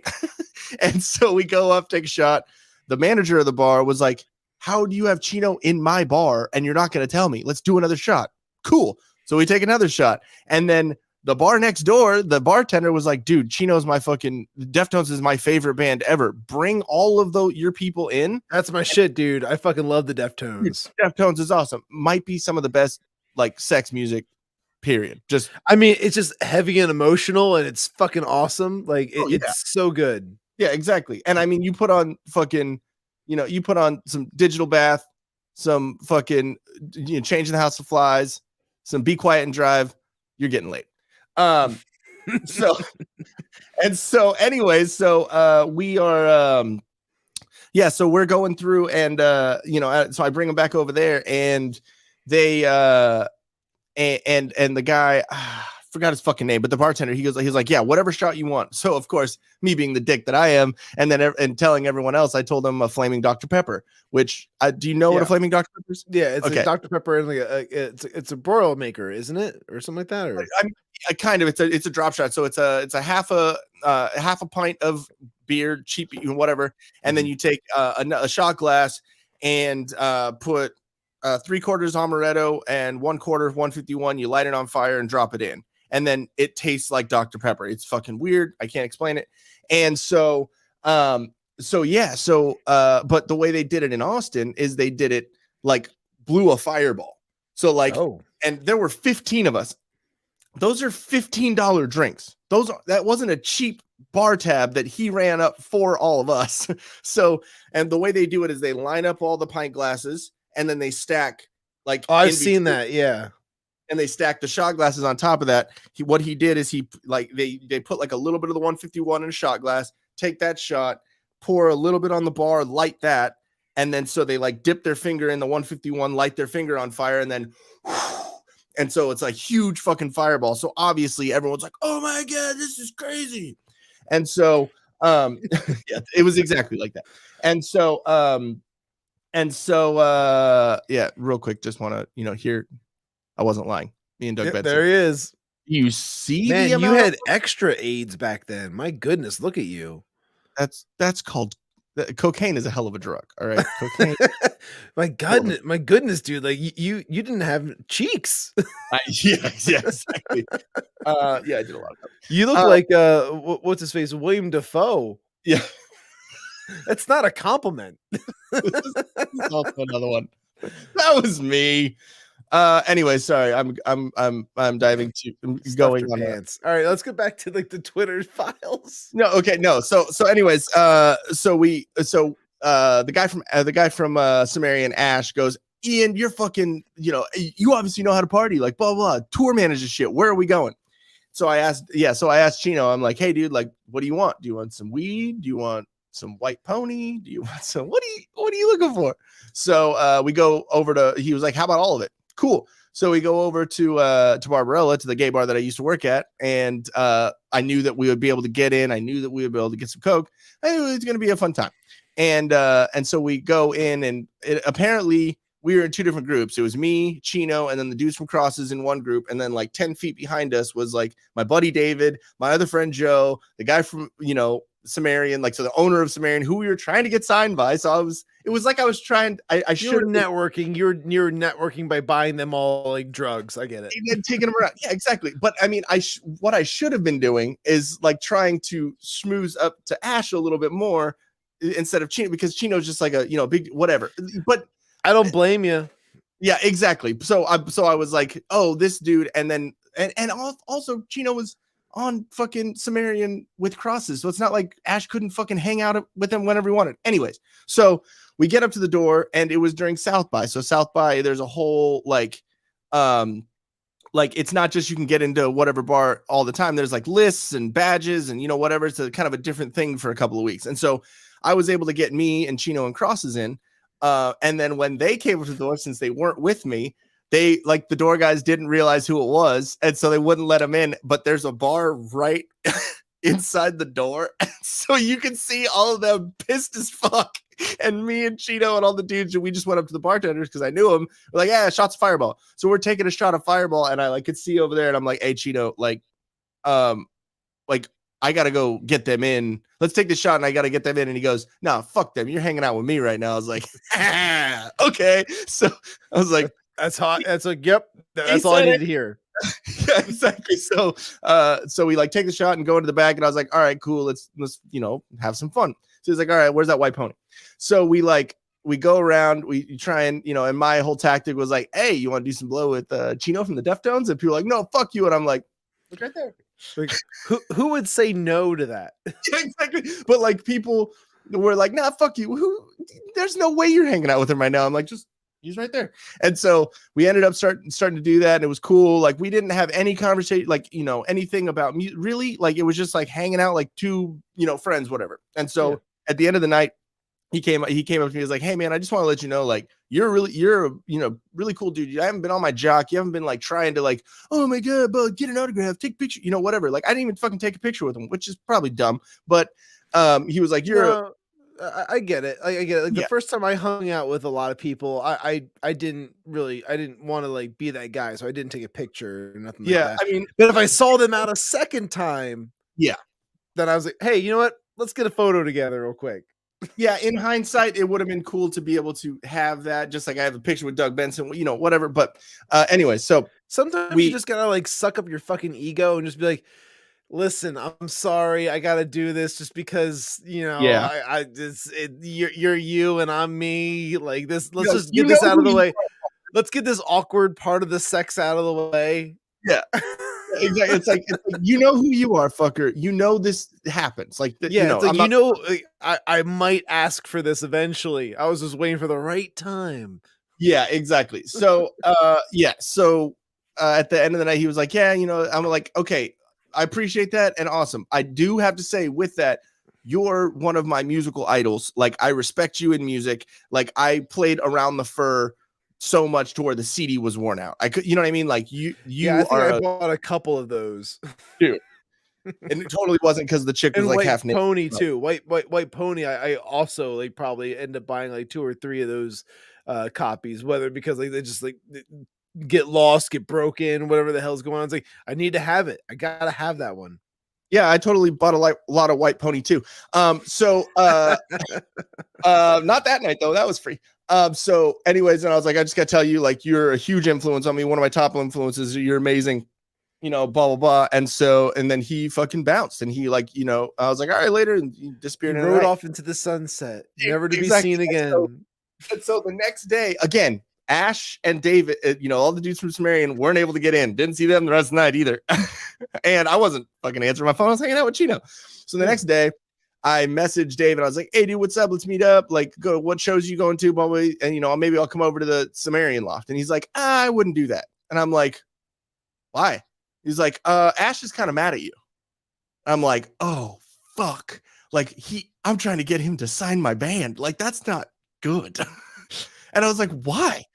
Because, again, I was a dick. In my head, I'm thinking that was good. But my response was, why? The fuck is his problem? And so Dave said that he was mad because I stole Chino from him. And he wanted to hang out with him. And I told him, I was like, he's on his label. He could literally call him in for a meeting and then just have drinks with him. Like, you know what I mean? Yeah, it's like, it's not anything for him to be able to hang out. But yeah, exactly. So I'm like, all right, whatever, dude. And then I hit him up another couple hours later. I was like, all right, where are you at? Like, me and you, let's go get a drink and go watch a show, right? And Dave goes, you know what? Actually, everything's fine. I'm like, wait, what the fuck? And he goes, yeah, Chino had your back. It's like, what? And he goes, yeah, Ash, brought it up to Chino, like, who's that Ian dude? Like, what was he doing? And Chino goes, you know what? Ian's a fucking cool guy, and he showed me a good fucking time. So you need to shut your fucking mouth about him. Look at you. You made friends. I was like, I think that's even better than fucking do a blow with him. Like, that was fucking awesome. And then I saw him a couple days later, went up to him. He was doing like a little set, or I was like, what's up, Chino? He's like, hey, Ian, what's up, dude? So like, it was cool. It's cool. He was doing like a set in town. No, he was doing like a little DJ like set at some like little smaller. Okay. whatever. That's the way fucking South by is, you know. So, but no, it was cool to, I know, long fucking story to come around to basically say that it's cool when you meet people like in person and you realize that they're like actually like cool dudes. It's not just like this persona, you know? Oh yeah, I get you. So I don't know why we went into that, but I tried to steer us back to Twitter files, but like, at that point I was like, I lost Ian. It's okay. He has to finish his thought. have to. If not, I'm like Andy in The Office when he hears like a song and he starts singing a melody and he has to finish it, like, or else his brain. I let you do your thing, man. I was like, hey, you know what? I'm not gonna stop him on this. This is fine by me. I'll go along for the ride. And I love Chino stories, so this is great for me too. I loved it. It's good. So I'll save other dumb stories like that for when it's a slow news day. Here's another one. It was talking of comedians. Have you ever met Brandon Schwab? Brendan Schaub? No. Schwab. I haven't. I mean, I've watched him plenty on on Fighter and the Kid and The King and the Sting and and all that. And I've heard a lot of people just don't like him and don't like his comedy and like whatever. I mean, he's funny here and there. I mean, I don't know if I'd pay to go see him do stand up. I honestly don't know who I would go and pay to see do stand up at this point. Like, there's not enough like stand up comedians that are noteworthy to me. I haven't been like really tapped in. What's Tom that? Segura, Okay. Tom Segura, Bert Kreischer, Andrew Schultz, who we've talked about on this show. Yeah, I would see Andrew Schultz or Tom Segura. Yeah. Shane Gillis.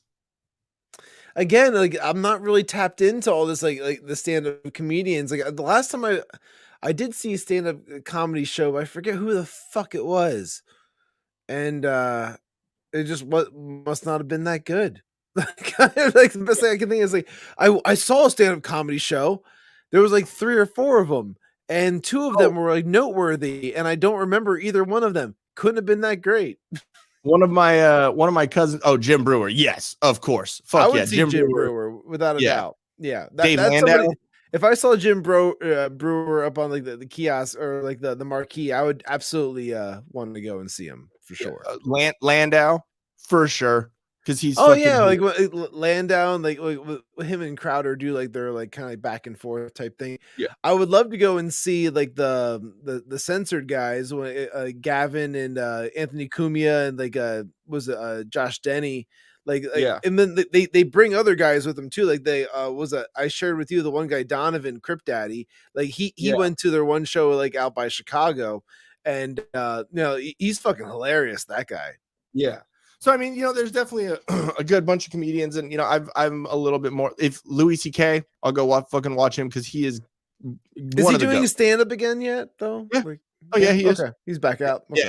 Yeah. Yes, movies. Andrew Schultz for sure. He's like a new Patrice. Like, he just doesn't give a fuck. He like comments on everything.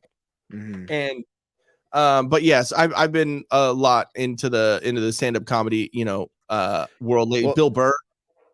Yep. Oh yeah, Bill Burr for sure. Yeah, and like I'm glad you are, because then you kind of like educate me on like who's still current, Yeah, I'll send you some links, some good stuff. There's a bunch of YouTube stand-up comedy specials and stuff. Like Shane Gillis has one that's absolutely hilarious, and his Trump impression, hands down, might be the best. Him and Crowder. I don't know. I think what's his face? Ryan Katsu Rivera, who's like the producer guy for Gavin. He does the best Trump impression. Like his impressions are fucking spot on. He does a whole mailbag show. Which one? His Burr impression is good. His Burr is really good, but his Trump one's really, really good. He does a bunch of really good impressions. Lately, he's been doing a lot of Tommy Lee Jones. Was he just with a big dildo? No, but he starts talking like this all the time, and he starts doing like the everything's Men in Black references, and it's just funny. I don't know. It to me, it gets me. Oh, Tommy Lee Jones. Which one did you think of? No, not Tommy Lee. Jesus Christ, dude. Get your mind out of the gutter. You're thinking about dicks too much. See, MMA nut. even though we disagree on some things, we can agree on one thing. There we go. I love it. Good for you. I'm glad for you too. You had a moment. Are you mad? Are you mad? No, I'm not. I'm not jealous at all. I'm upset. Okay, so yeah, so Are we basically, gonna talk about these Twitter files at all? Jesus Christ, dude! Like, no, skip through the first early ones. The early ones are all bullshit. It's all just like Twitter is going to be this great place for everybody to share ideas, and we can all touch. Because this is how we got into the whole Doug Benson thing, where I said I got blocked by Doug Benson. Move ahead. Okay, so with you talking like that, what I will say is, if we ever do gay sketches, move ahead. You're doing the voice. Just saying right now. So, hey, movies. I have an apple martini in hand and everything. I'll have glitter on my face, the whole bit. Yes, and your wife's gonna have fun doing that, just painting the glitter on your face. God, I don't want to see it. But hey, movies. If you write any skits once the new year comes and we start, doing that stuff, just think Shawn in your head when you're writing it. Yeah, well, you can absolutely think that. And then we're also talking about doing some meetups. We're talking about doing some meetup episodes come the spring. We could, right? We're gonna figure some things out. I'll fly out and make these things happen. Yeah, hey, you're more than welcome to California to come to California. I mean, I don't know if you really want to, but no, fuck California. We're meeting in middle ground. We're gonna go to Nashville. That's not middle ground. That's just a couple hours south for you, you fuck. No, I mean, like come on, man. Nashville's fun. hey, you come to me, motherfucker. No, I'm just kidding. No, we'll just meet right in the middle. We're gonna go to Oklahoma. Oh, please, God, no. Please, God, no. Come on, man. That's what I'm saying. Like, the East Coast has a little bit more things going on. Not gonna lie. Just saying that, we could easily go to fentanyl. Well, no, you have more fentanyl issues than anybody. You should not be fucking talking about fentanyl. Yeah, I know. Dude, let's just go to San Francisco. We'll just film poop on the street. God, here's another one. Wait, 10 feet in front of us. Here's another one. We'll just get out the app for it. There's an app for that. Celebrities and unknown alike. Are we reading that? So basically, with the Twitter files, and so as he's going through, he's basically saying that Biden's team was handling a lot of the situations where they were saying, you should review these because they're, it's misinformation or it's hate speech or whatever fucking gay shit they want to talk about. And then this one I thought was interesting. Ooh, that's zoomed in. Is right here, James Woods. Right, so they went after James Woods. What's now he is going to be suing the DNC, which I don't know if you heard about that. No, I didn't hear about that. Yeah, James Woods is going to be suing the DNC, and I think he's probably gonna do doing some class actions, because I'm sure some other people will join in on that. I'm sure. So celebrities and unknowns alike could be removed or reviewed at the behest of a political party. Yeah, there's the real James Woods stuff. Both parties had access to these tools. For instance, in 2020, requests from both the Trump White House and the Biden campaign were received and honored. I think that's kind of interesting. Because and then as he said this, and this is why I think it's interesting also, is the system wasn't balanced. It was based on context, because Twitter was and is overwhelmingly staffed by people of one political orientation. There were more channels, more ways to complain, open to the left, Democrats, than the right. So I think, yes, Trump did, the Trump campaign did have some complaints, but I think the way that I would think is that, since the conservatives are more about this is against the law, and this is actually, speech, calling for violence and doing all those things, I think I would say, without having the actual tweets or the actual information in front of me, I would venture to say that was more what they were going after, when the left is just we don't like this, it makes us look bad. Right. You know what I mean? So there's that.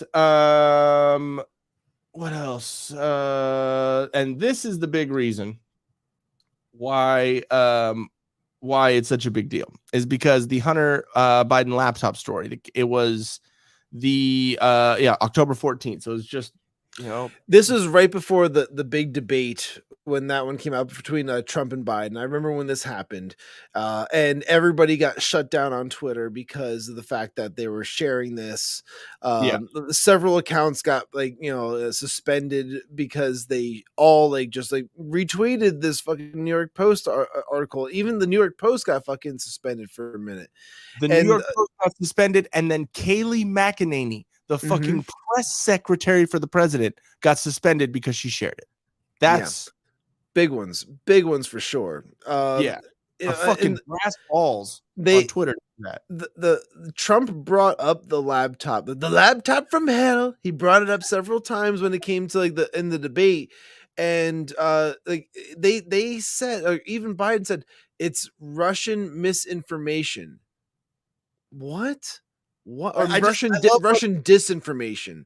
I love when it was brought up during the Russia. When it was brought up during the debates, because Trump brought it up, and then Biden was saying, "Oh, it's just it's foreign," and he's like, "Are you kidding me? Russia again?" He's like, "Are you kidding me? You saying it's Russia again? Like, really? Is that all you got? Like Russia." It's fucking so great. So yeah, I mean, I think Twitter took extraordinary steps to suppress the story, removing links and posting warnings that it may be unsafe. Yeah, I mean, because it's there are kids on Twitter, so seeing Hunter Biden, his dick out and doing crack rocks with hookers and whatnot, just shoving his cock down women's throats, it's not the most child safe thing ever. There are websites for that. It shouldn't be Twitter. But I've never seen any of them. But I think unsafe, they're using it there are ways of calling it unsafe. That's not wrong that it's that it's unsafe, but it's unsafe for a different reason. They're saying it's unsafe for people to see this because it will make, like I said, it will make them look bad. It's before an election, and there were polls and surveys done saying that if you would have known about this before the election and it was actually a story, would you have voted for Joe Biden or not? And it was overwhelmingly people say yeah, I wouldn't have voted for him, or at least it would have put into question their vote for him. The fact that there was people like left-wing talking heads that were arguing that this was a nothing story is just insane. That they could not see the correlation in the relationship that happens with the Hunter Biden's laptop to the election. I had to spell it out in one of my retweets when was it Brooklyn Defiant Dad. I love to retweet his stuff. I just can't help but quote his tweets and then just point out the fallacies, and I can't help it. I love doing it. When we make our Dingleberry shirt, we need to put his head on one, and then all the idiots on the dingleberries that are hanging. I'm pretty sure you'll get sued for that. We'll make it a cartoony. Well, you can just make up your own cartoony version of something like that and say, but put a disclaimer on the shirt. None of the faces here represent any of the, actual people. South Park. Do what South Park did, or they're poorly renditioned. It'll just be Manhattan Defiant Dad.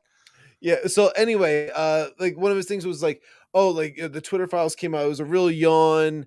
So it turns out that we can't vote for Hunter Biden to serve a second term. Ha ha ha ha. So he's admitting that the laptop was really bad. He's admitting in that statement that yes, it's Hunter Biden's laptop, and yes, it is really fucking incriminating. Yeah. But he didn't admit to the fact that it ties into Joe. The fact that there's emails on there where all of his fucking dealings for all of the money that he's getting is 10% goes to the big guy. And several times in those emails, it's all referred to the big guy being big old Joe Biden. And it's not corn pop. It's not going to anybody else. It's just going to his dad. So therefore it's this is big. This is something where it's man.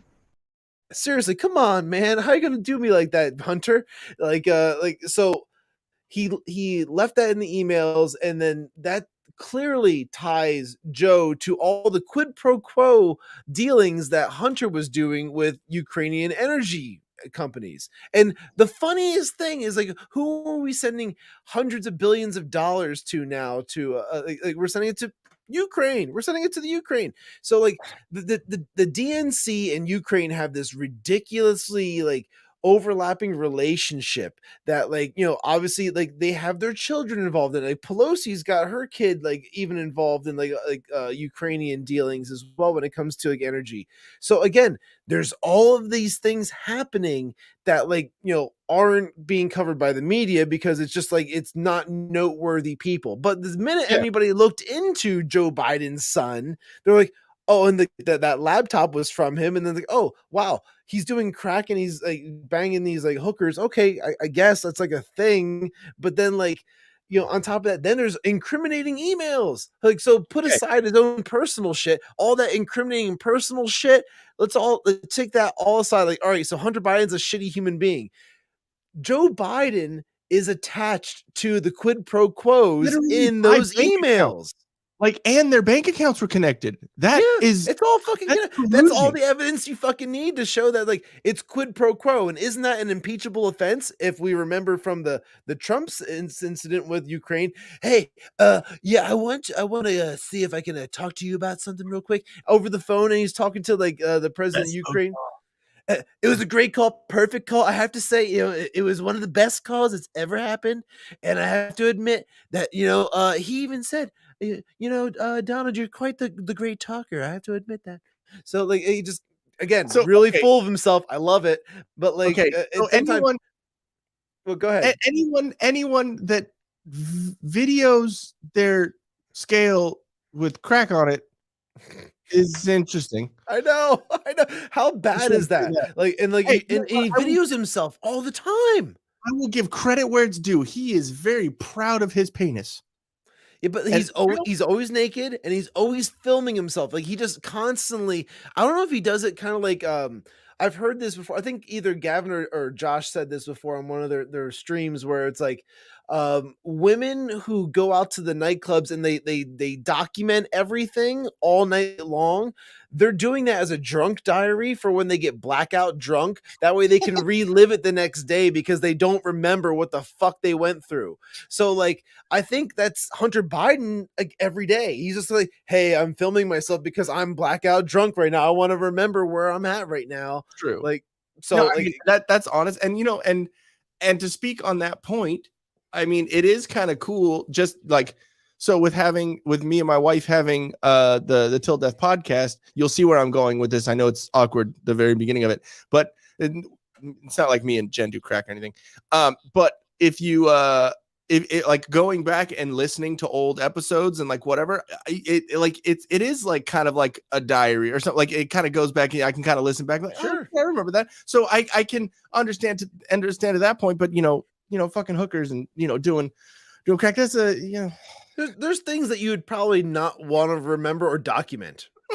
You know, like there's things you don't document in life, and that's one of them for sure. Another point that you brought up was talking about, you know, the money going to Ukraine and doing all that stuff. It brings up a lot of what Alyssa Milano was saying on The View when she was talking about, giving Elon Musk crap, like, oh, he bought Twitter for $44 billion and blah, blah, blah. Why didn't he, like, if he like just put this amount of money into like, into homelessness or, hunger, then there wouldn't be anyone hungry. What's funny is Elon actually asked UNICEF about how, like, where would this money go? I will give you this money right now if you could tell me where it would go and how it would actually, end hunger. And they said, well, it's a basic, they kind of weaseled their fucking way out of it. But like, if Alyssa Milano wants to talk about Elon Musk doing that, why don't we stop giving all this fucking money to Ukraine and then we could put that towards hunger or put that towards hunger. How comes the celebrities don't talk about that? Because, like, again, it's not convenient.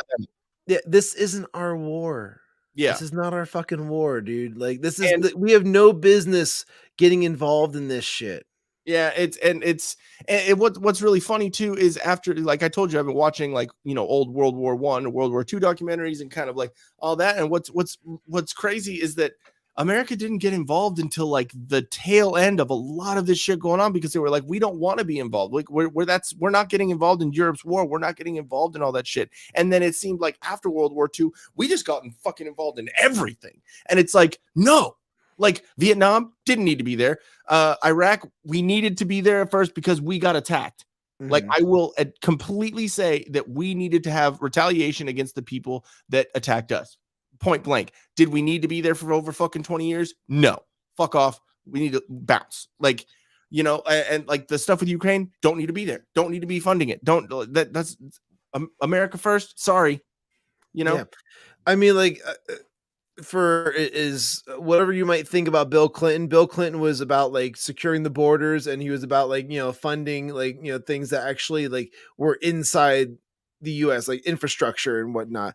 Like for a Democrat, he was one of the guys that actually wanted to, you know, focus on like the actual nation versus like, you know, policing the world and whatnot. So like it was that, so no one focused on, you know, that he was, you know, funding Monica Lewinsky's throat. He was making deposits. Yeah, yeah, exactly. She was sucking the life out of him. No, that's why he looks like what he looks like now. Yeah, exactly. I think there's a picture where it has like Sammy Hagar and Bill Clinton right next to each other, and they said Sammy Hagar and Bill Clinton are the same age. Why do they look different? Hillary. Okay, MMA Nut, I'm just telling you right now, I see your comment. I don't think we can bring that up on YouTube. But I will say, you're seeing what I'm talking about down here? Yeah, I see it now. Yep. Yeah. I don't think bringing it up on YouTube would be a great idea. I like being able to stream on YouTube, but I don't think you're wrong. I think that I think it would have been a lot. I think it would have been a lot more apparent that there was some sort of interesting things that happened that November. Yeah, so like I guess we just gotta like, you know, mention the fact that we're still on YouTube, and you know the fact that like, you know, this is like a pretty mainstream way to try and like, you know, like get our show out there. So we got to kind of like play by the rules for a little bit at least. I mean, like we definitely push the envelope for sure with what we do, but like, you know, unless like we just completely moved over to Rumble and whatnot, like which, you know, I think would be like a bad choice as of right now. We need to continue to try and build the audience, and then we move to other locations once we have the following though. But so again, continue to watch us here on YouTube, but just know that like, you know, there's certain comments that we're not going to be able to throw up on the screen just because then we're going to be accountable for certain things, certain statements that like we're promoting this. Like YouTube will try and say that you're promoting something that like, you know, they don't believe in. Yeah. So, I mean, you know, again, I appreciate the comment and we will respond to it, but we don't disagree. Yes, exactly. No, you don't be sorry. You don't be sorry for your opinion. It's just we appreciate it. With the parameters that we're working in now, we have to discuss it. And honestly, like having like these types of like opinions being present in the comments and stuff like that, I think that's a good thing, because again, like we're trying to create that conversation, trying to create that buzz of like, hey, there's people that feel differently than like the mainstream narrative. That's totally fine. And like, that's good. We should be having those kind of conversations, but we have to still play within like their playground. We have to still use their toys. So therefore it's like, you know, and we gotta be nice. YouTube is the biggest video platform right now. If Elon starts doing the things that he's talking about and making Twitter, if Ricada fucking changes shit with fucking Rumble, if like, you know, makes it towards like, hey, listen, make it like how YouTube has it, real like super user friendly. Like we're there. If anyone can do it, it would be the Pope. So hopefully Ricada, you know, puts on his fucking Pope hat and gets shit done. We're all pulling for you, buddy. But yeah, so I think there's a lot. If you want to if you want to take a look at the Twitter files release, the Twitter files part 1, I would go, we covered a good amount of it. There is a lot more to it. Ro Khanna, the congressman, was involved, which I'll give him some credit that he was asking Vijaya Gadde about the First Amendment and whether or not that would, you know, that's something to be to notice, you know, having to do with, you know, the hack materials policy that's on Twitter and, you know, censorship and all that. I will give Ro Khanna that. He is a dumpster fire of a human. So we'll, obviously add that in for context. But I will say that it was good on him that he brought that up, even though he's a, leftist idiot. And here, I'll also share this real quick. This is coming from my feed, where I shared this one as well, this is like kind of like the gist of it. It's like a quick little synopsis and 2 like screenshots of like messages here. Well, essentially what the big breakthroughs were, which it comes down to, where it's talking about how like the Hunter Biden laptop story was suppressed. And that like the story was suppressed, and then they talked about how they were suppressing the accounts that shared it. Anything that if you DM'd it or anything like that, you got suspended as well for 3 days. Which is pretty ridiculous. That was the thing that we ended on that thing, talking about the suppression of the Hunter Biden thing. The end of that tweet was saying that they were even doing it in DMs, which is only held for that sort of censorship or that sort of suspension is only held for child prawn. Mm-hmm. You know what I mean? Yeah. No. Again, like they definitely overreached their like what they're allowed to do, and like this absolutely affected part of like the election, like because of how people would perceive things, how it's being talked about. Like if all of this information came out and like was like to where you could trust it, essentially it came from the New York Post or anything, like a legitimate like news source, then like I think people would have treated this the debate between Trump and Biden differently. They would have approached it differently for sure. And seeing that like, oh well, Joe's trying to cover his ass now because he's been getting money from Ukraine dealings with his son, like that's major. That is huge. But at the same time, they suppressed it, and Twitter was like one of the biggest culprits when it came to that. Yeah. So I mean, I think it's quite interesting, and also Vijaya Gade should be held accountable for what she did. That's breaking the law, right? That's some people would even say that is, considered treason because you're trying to sway an election, which they were saying that Trump had been doing for both the 2016 and 22. Right. They always said whenever he was like looking like he was ahead, they said he's swaying the election, he's swaying it, or it's misinformation or this and that. He's like doing it. Yeah. Well, it's always projection. Like as it's like if like because like you notice that like a lot of times like the right does not call out the left for like trying to like sway an election or this or that. Like those, if anything, I've seen like the right call out for like voter tampering or any kind of like the mail-in votes like being like an issue. Like that's typically like a right wing type argument towards like elections not going in their favor. It's like, oh well, these mail-in ballots and this and that. Like yeah, because it's unaccounted for. It's not a secure way of getting votes. If everybody just kind of like took the time it took to go and vote that day, we would see a very different, I think election result from people, because like before that's how it was. You had to get up, you had to go and vote. And like, those are the people who actually like took initiative about it. Now anybody just kind of like, well, it's 3 weeks ahead of time. I'm just going to fill this out, throw it in the mailbox, and they'll count it at the end of the night. What? Why would they do it at the end of the night? Why wouldn't it be accounted for right away? To me, it's so backwards. The system is so fucked when it comes to that.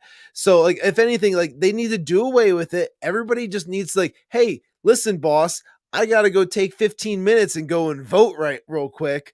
Or like, because like sometimes the lines can be really long, but like, I don't know. We got to keep the polls open for however long it takes for people to get in and vote. Well, I think I think that in that day, 24 hours. Yeah, I think you're supposed to be allowed like 3 hours or something. It's like for every job has to allow 3 hours for every up to go up to 3 hours for every person to go vote. Okay, but real quick, because we could go on that forever. There is something that I totally forgot about that is funny about the Elon stuff.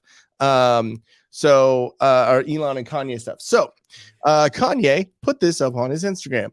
Am I the only one who thinks Elon could be half Chinese? Have you ever seen his pics as a child? take a Chinese. Oh, hold on. Am I the only one? I gotta be yelling it.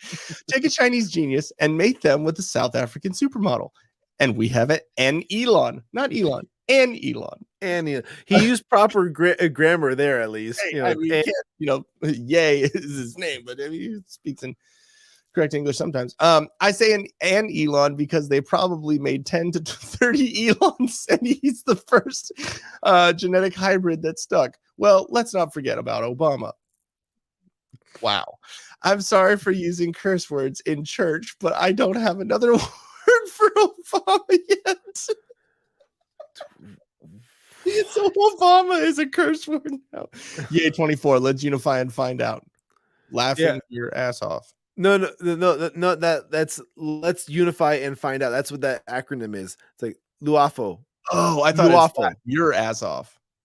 No, Luafo. Let's unify and find out. Hey, he's fucking entertaining. I'll give him that. He's a complete idiot, but he's entertaining. Okay, so this was Elon's response. I take that as a compliment, and then it was meant as a compliment, my friend. Now Obama, on the other hand. I'm sorry, dude. Again, how many times have we said on here? Is it crazy the lot of shit that's going on? Yes, but as content creators, thank you. Yeah, great. We appreciate you. My hat goes off to you, buddy. Congrats. Okay, so also MMA Nut, they basically went full CCP, talking about the Twitter stuff. Okay, well, at least by the end of the show, show Shawn what I sent you on Twitter about Liver King. I will pull that up here in a second. But while we're doing that, unless you want to save the last funny topic for the end, and we just do that real quick. Just do that. It's fine. That real quick. All right, cool. Let me see notifications. Go back and did you see my my white elephant? Oh yes, I did see that. That's gonna be funny. It's bingo. Been gay. But instead of bingo, it's bingay. Like great. So great. Okay. I didn't know if I wanted to spend $20 on it, but it was worth it. Hey, you know what it takes? Usually when I wanted to go Christmas shopping, I would go to this one bar in the mall that like had this stuff called Mad Elf. If you never had Mad Elf before, it's like a 15% beer.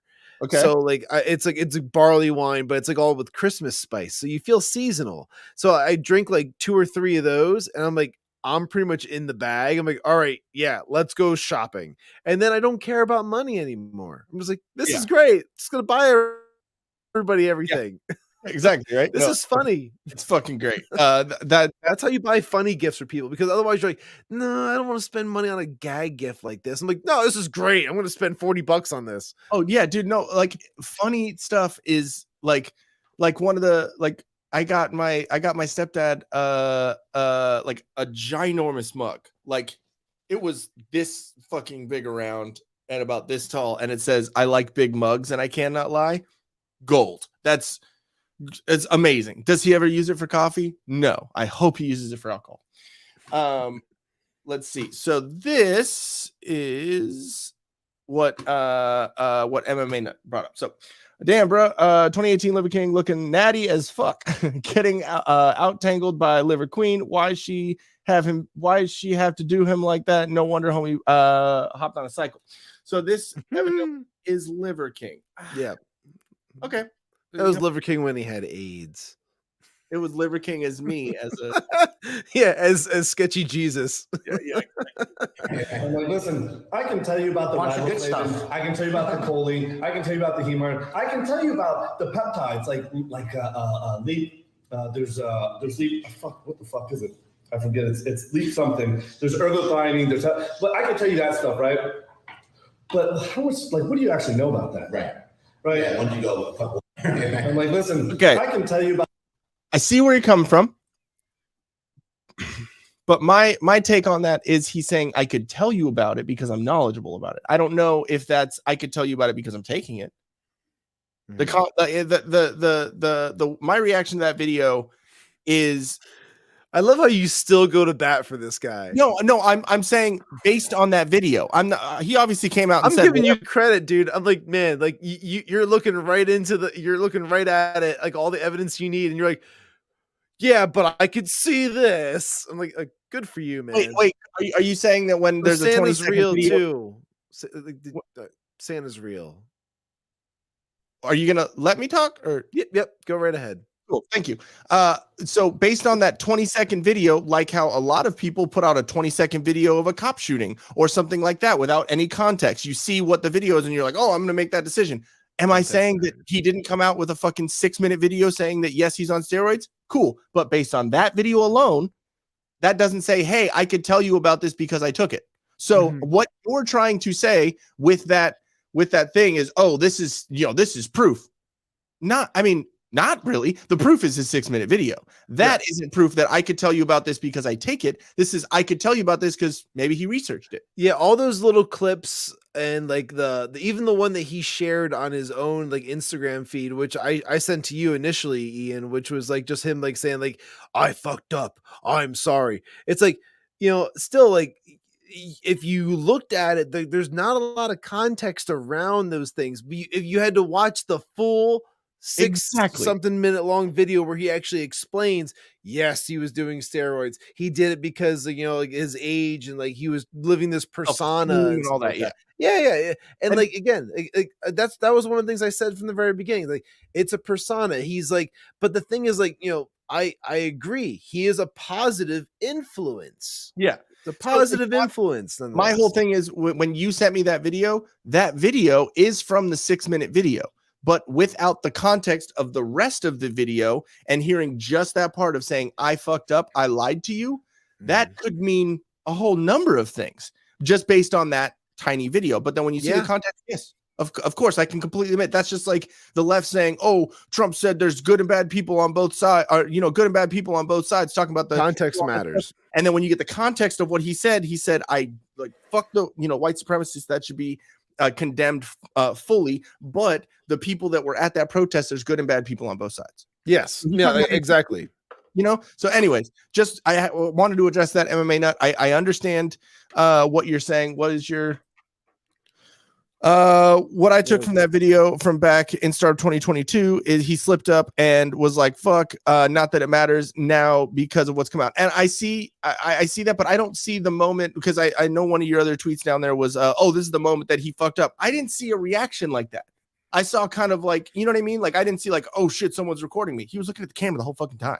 So yeah, so it could have been something that was being taken out of context for sure. Exactly. But now that everything's come out, I completely, But at the same time, he could have very well just led right into like, oh, and I've taken like half of these things. Yeah, exactly. And the way the video cuts and how like you see someone screen recording it and then it's a screen grab at the end of it. So maybe he said something at the end of that too. I'm just again based on that video alone, I don't see where you went with it just based on that.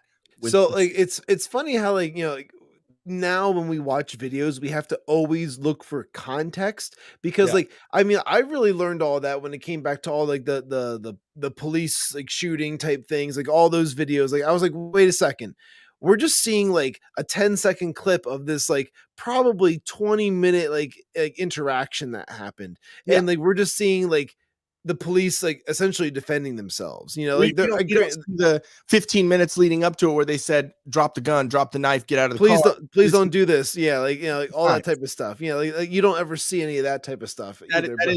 That is one thing that that's why I started watching body cam videos, and there the police activity is one of the channels online. Code Blue Cam is another one. Donut Operator has his own body cam channel as well that he gets from different police departments. So like I watch those because that gives me the context. That gives you the dash cam, the body cam, any extra footage they put in there from observers, bystanders or whatever. And they even put in the 911 calls and all that shit, so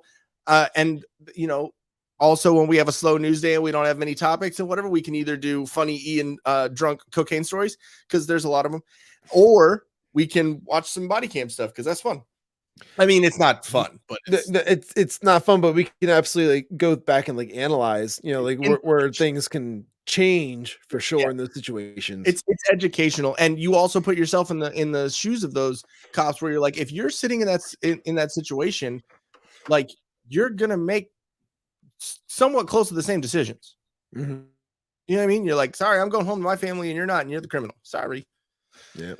Okay, so to end it with amazingness, I'm plus size, and haters say my tummy looks like a butt in these pants.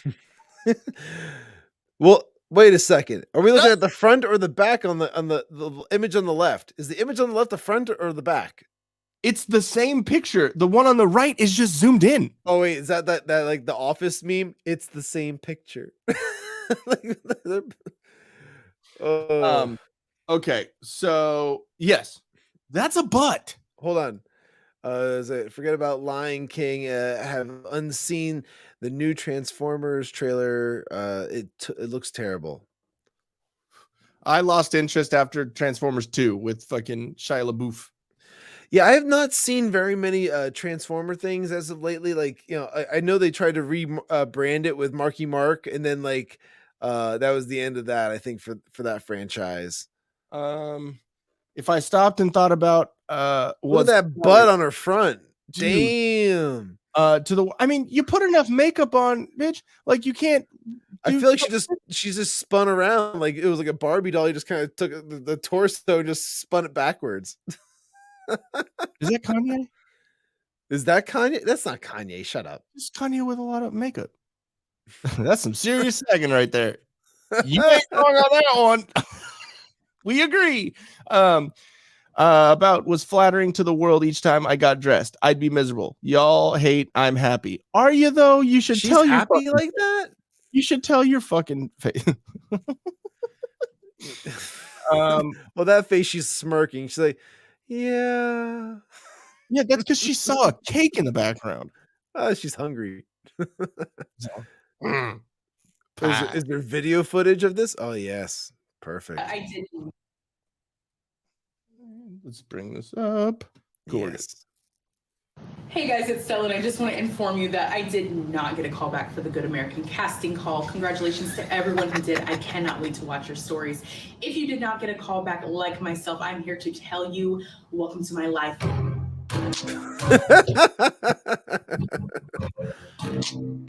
Hands on back. It's just gotta check your bottom part is front bottom. We'll just say, but Stella's confidence in herself paid off as she cheerfully updated fans that she ultimately did receive an invitation to be considered for Kardashian's Good Squad. And this just came in. Hold on. Oh, no. Trevor, she can fart from her belly button. Oh, that's gold. Oh, good God. Oh, good God. Okay. Remember to wipe from front to back. Me from back to back and from front to front. Sad to sad. I guess I'm going to New York. Flossing. Oh, hey, there's that Courtney Clenny stuff. Okay. That's just too good. It's just it's hilarious. Is that like the dark Lena Dunham? I don't know. It's the biggest camel toe I've ever seen. It is large. It is very awesome. Large. Watch out, they spit. Oh wait. Oh yeah, you can make eye contact while doing doggy style. Hey, you know that's a hard thing to do. There's a lot of twisting involved usually, but oh man, that's good. Good God. Okay, so is there anything else you wanted to add to this ridiculous show? No, I think we could probably end on that one. That's good. That's a good one. That's a good one. All right. So, what the fuck are all these pictures? Good God, I am so fucking. Oh, that's right. That's when I pissed in a bottle and we were holding it up. Sorry. All the pictures. There's pee in a bottle. Look how much I peed. Right. There was pee in a bottle. It was at the bottom. Yep. There it is. Yep. That's my P. So proud. That was my P. That's when we had a party house. So when there's a slow news day, we'll have more stories from that shit. There's plenty. But anyways, guys, let me bring up our little outro thing because there we go. Cool. All right, y'all. Thank you for tuning into the Whiskey Capitalist podcast. Make sure to like, share, subscribe, comment down below. It helps out with the algorithm. Do it right now. Go like it. Go like it. Subscribe. Do it now. We'll wait. Okay, that should have been enough time. Smash the subscribe. One guy, one jar. It was. Thank you very much, MMA Nut. Appreciate you, bud. We always welcome your comments. It provides, great discussion. We appreciate you. We do, even though you're wrong. Just fucking with you. Thank you. I appreciate it. Go to solo.to/thewhiskeycapitalist for all of our links and our socials and where to follow us. Go to bit.ly/whiskeycapitalist merch for our buy some merch. Do it. Support it. Just do it. Support. It's Christmas. It's Christmas. Yeah, seriously. Buy your fucking liberal family. Here's the quote. End of line. Biden shirt. That might be worse than my Bingay ruining of Christmas. It's yeah, sure. Also go to solo.to/tildeathstudios for any digital design work. We got some more stuff coming out for movies here soon, and you'll see I have been trying to step up my game a little bit. So hit me up and give me less time to have a life. Go to solo.to/tilldeathpodcast for me and my wife's podcast, the first podcast we had on the channel. We do one every other Saturday unless something comes up. I'd like to talk to you also, Shawn, about maybe 2 Saturdays from now. See if get you and your wife on. I think we can make that work. I know it's the holidays, so it's cutting close. We'll talk. And then I can find out more dirt about you so we can come up with more cranberry memes. And then solo.to/I'm Shawn Cav for all of my links and all of my socials, and everything that's related to Sippin with Shawn, of course, is all in there as well. There's also the virtual tip jars, and also there is the Fiverr gig for where if you want to sponsor the show, we can actually do like advertisements for you on the show here and also on all of our social media accounts combined. So you're not only getting your advertisement or like your message, or we're not talking about your podcast product or business or whatever it is that you want us to be talking about on the show. We're talking about it on Sippin with Shawn.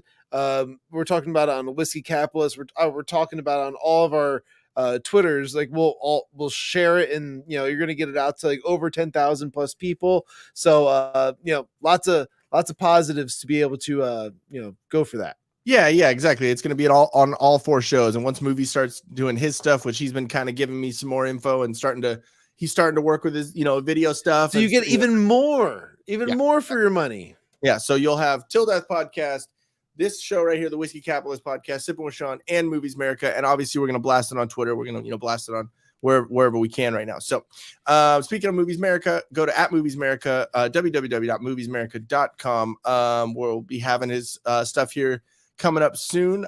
Big push for the beginning of the year for all the Movies America content and new video content for him.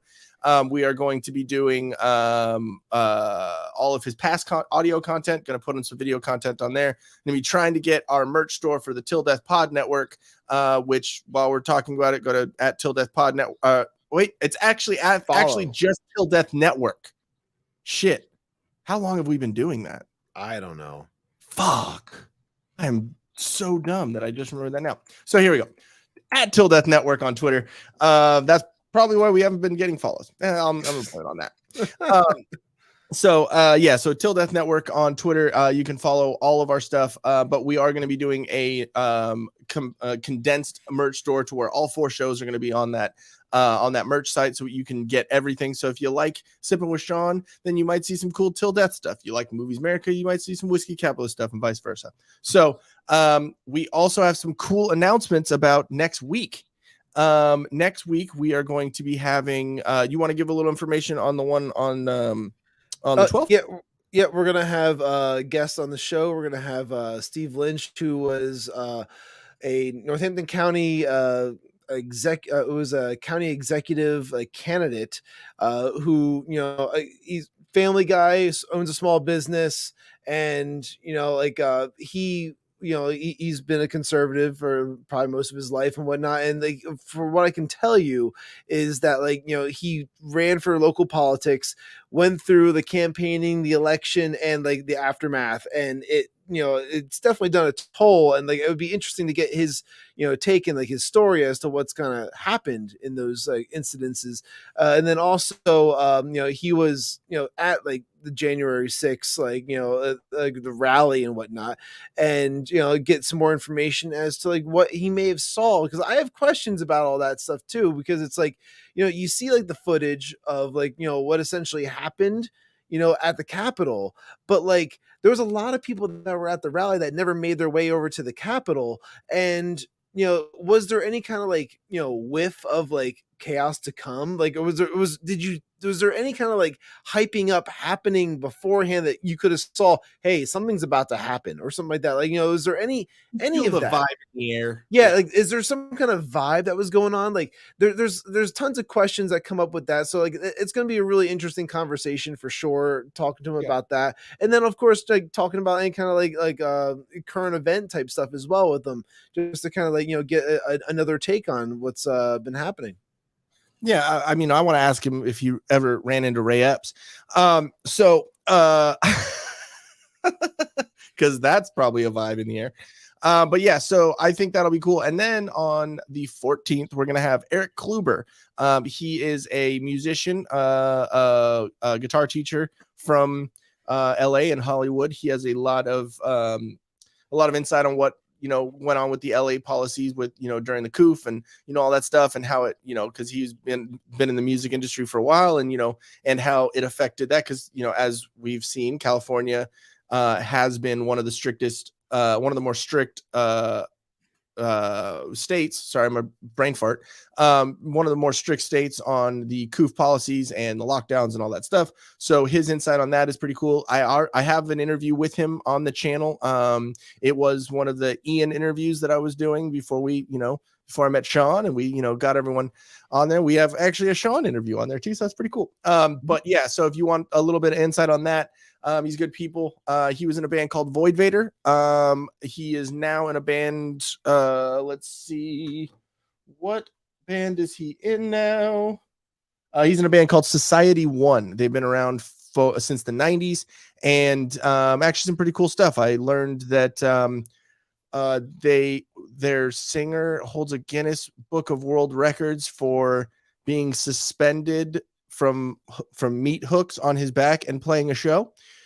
That's pretty fucking cool. I mean, not cool like I would do it, but that's very interesting, right?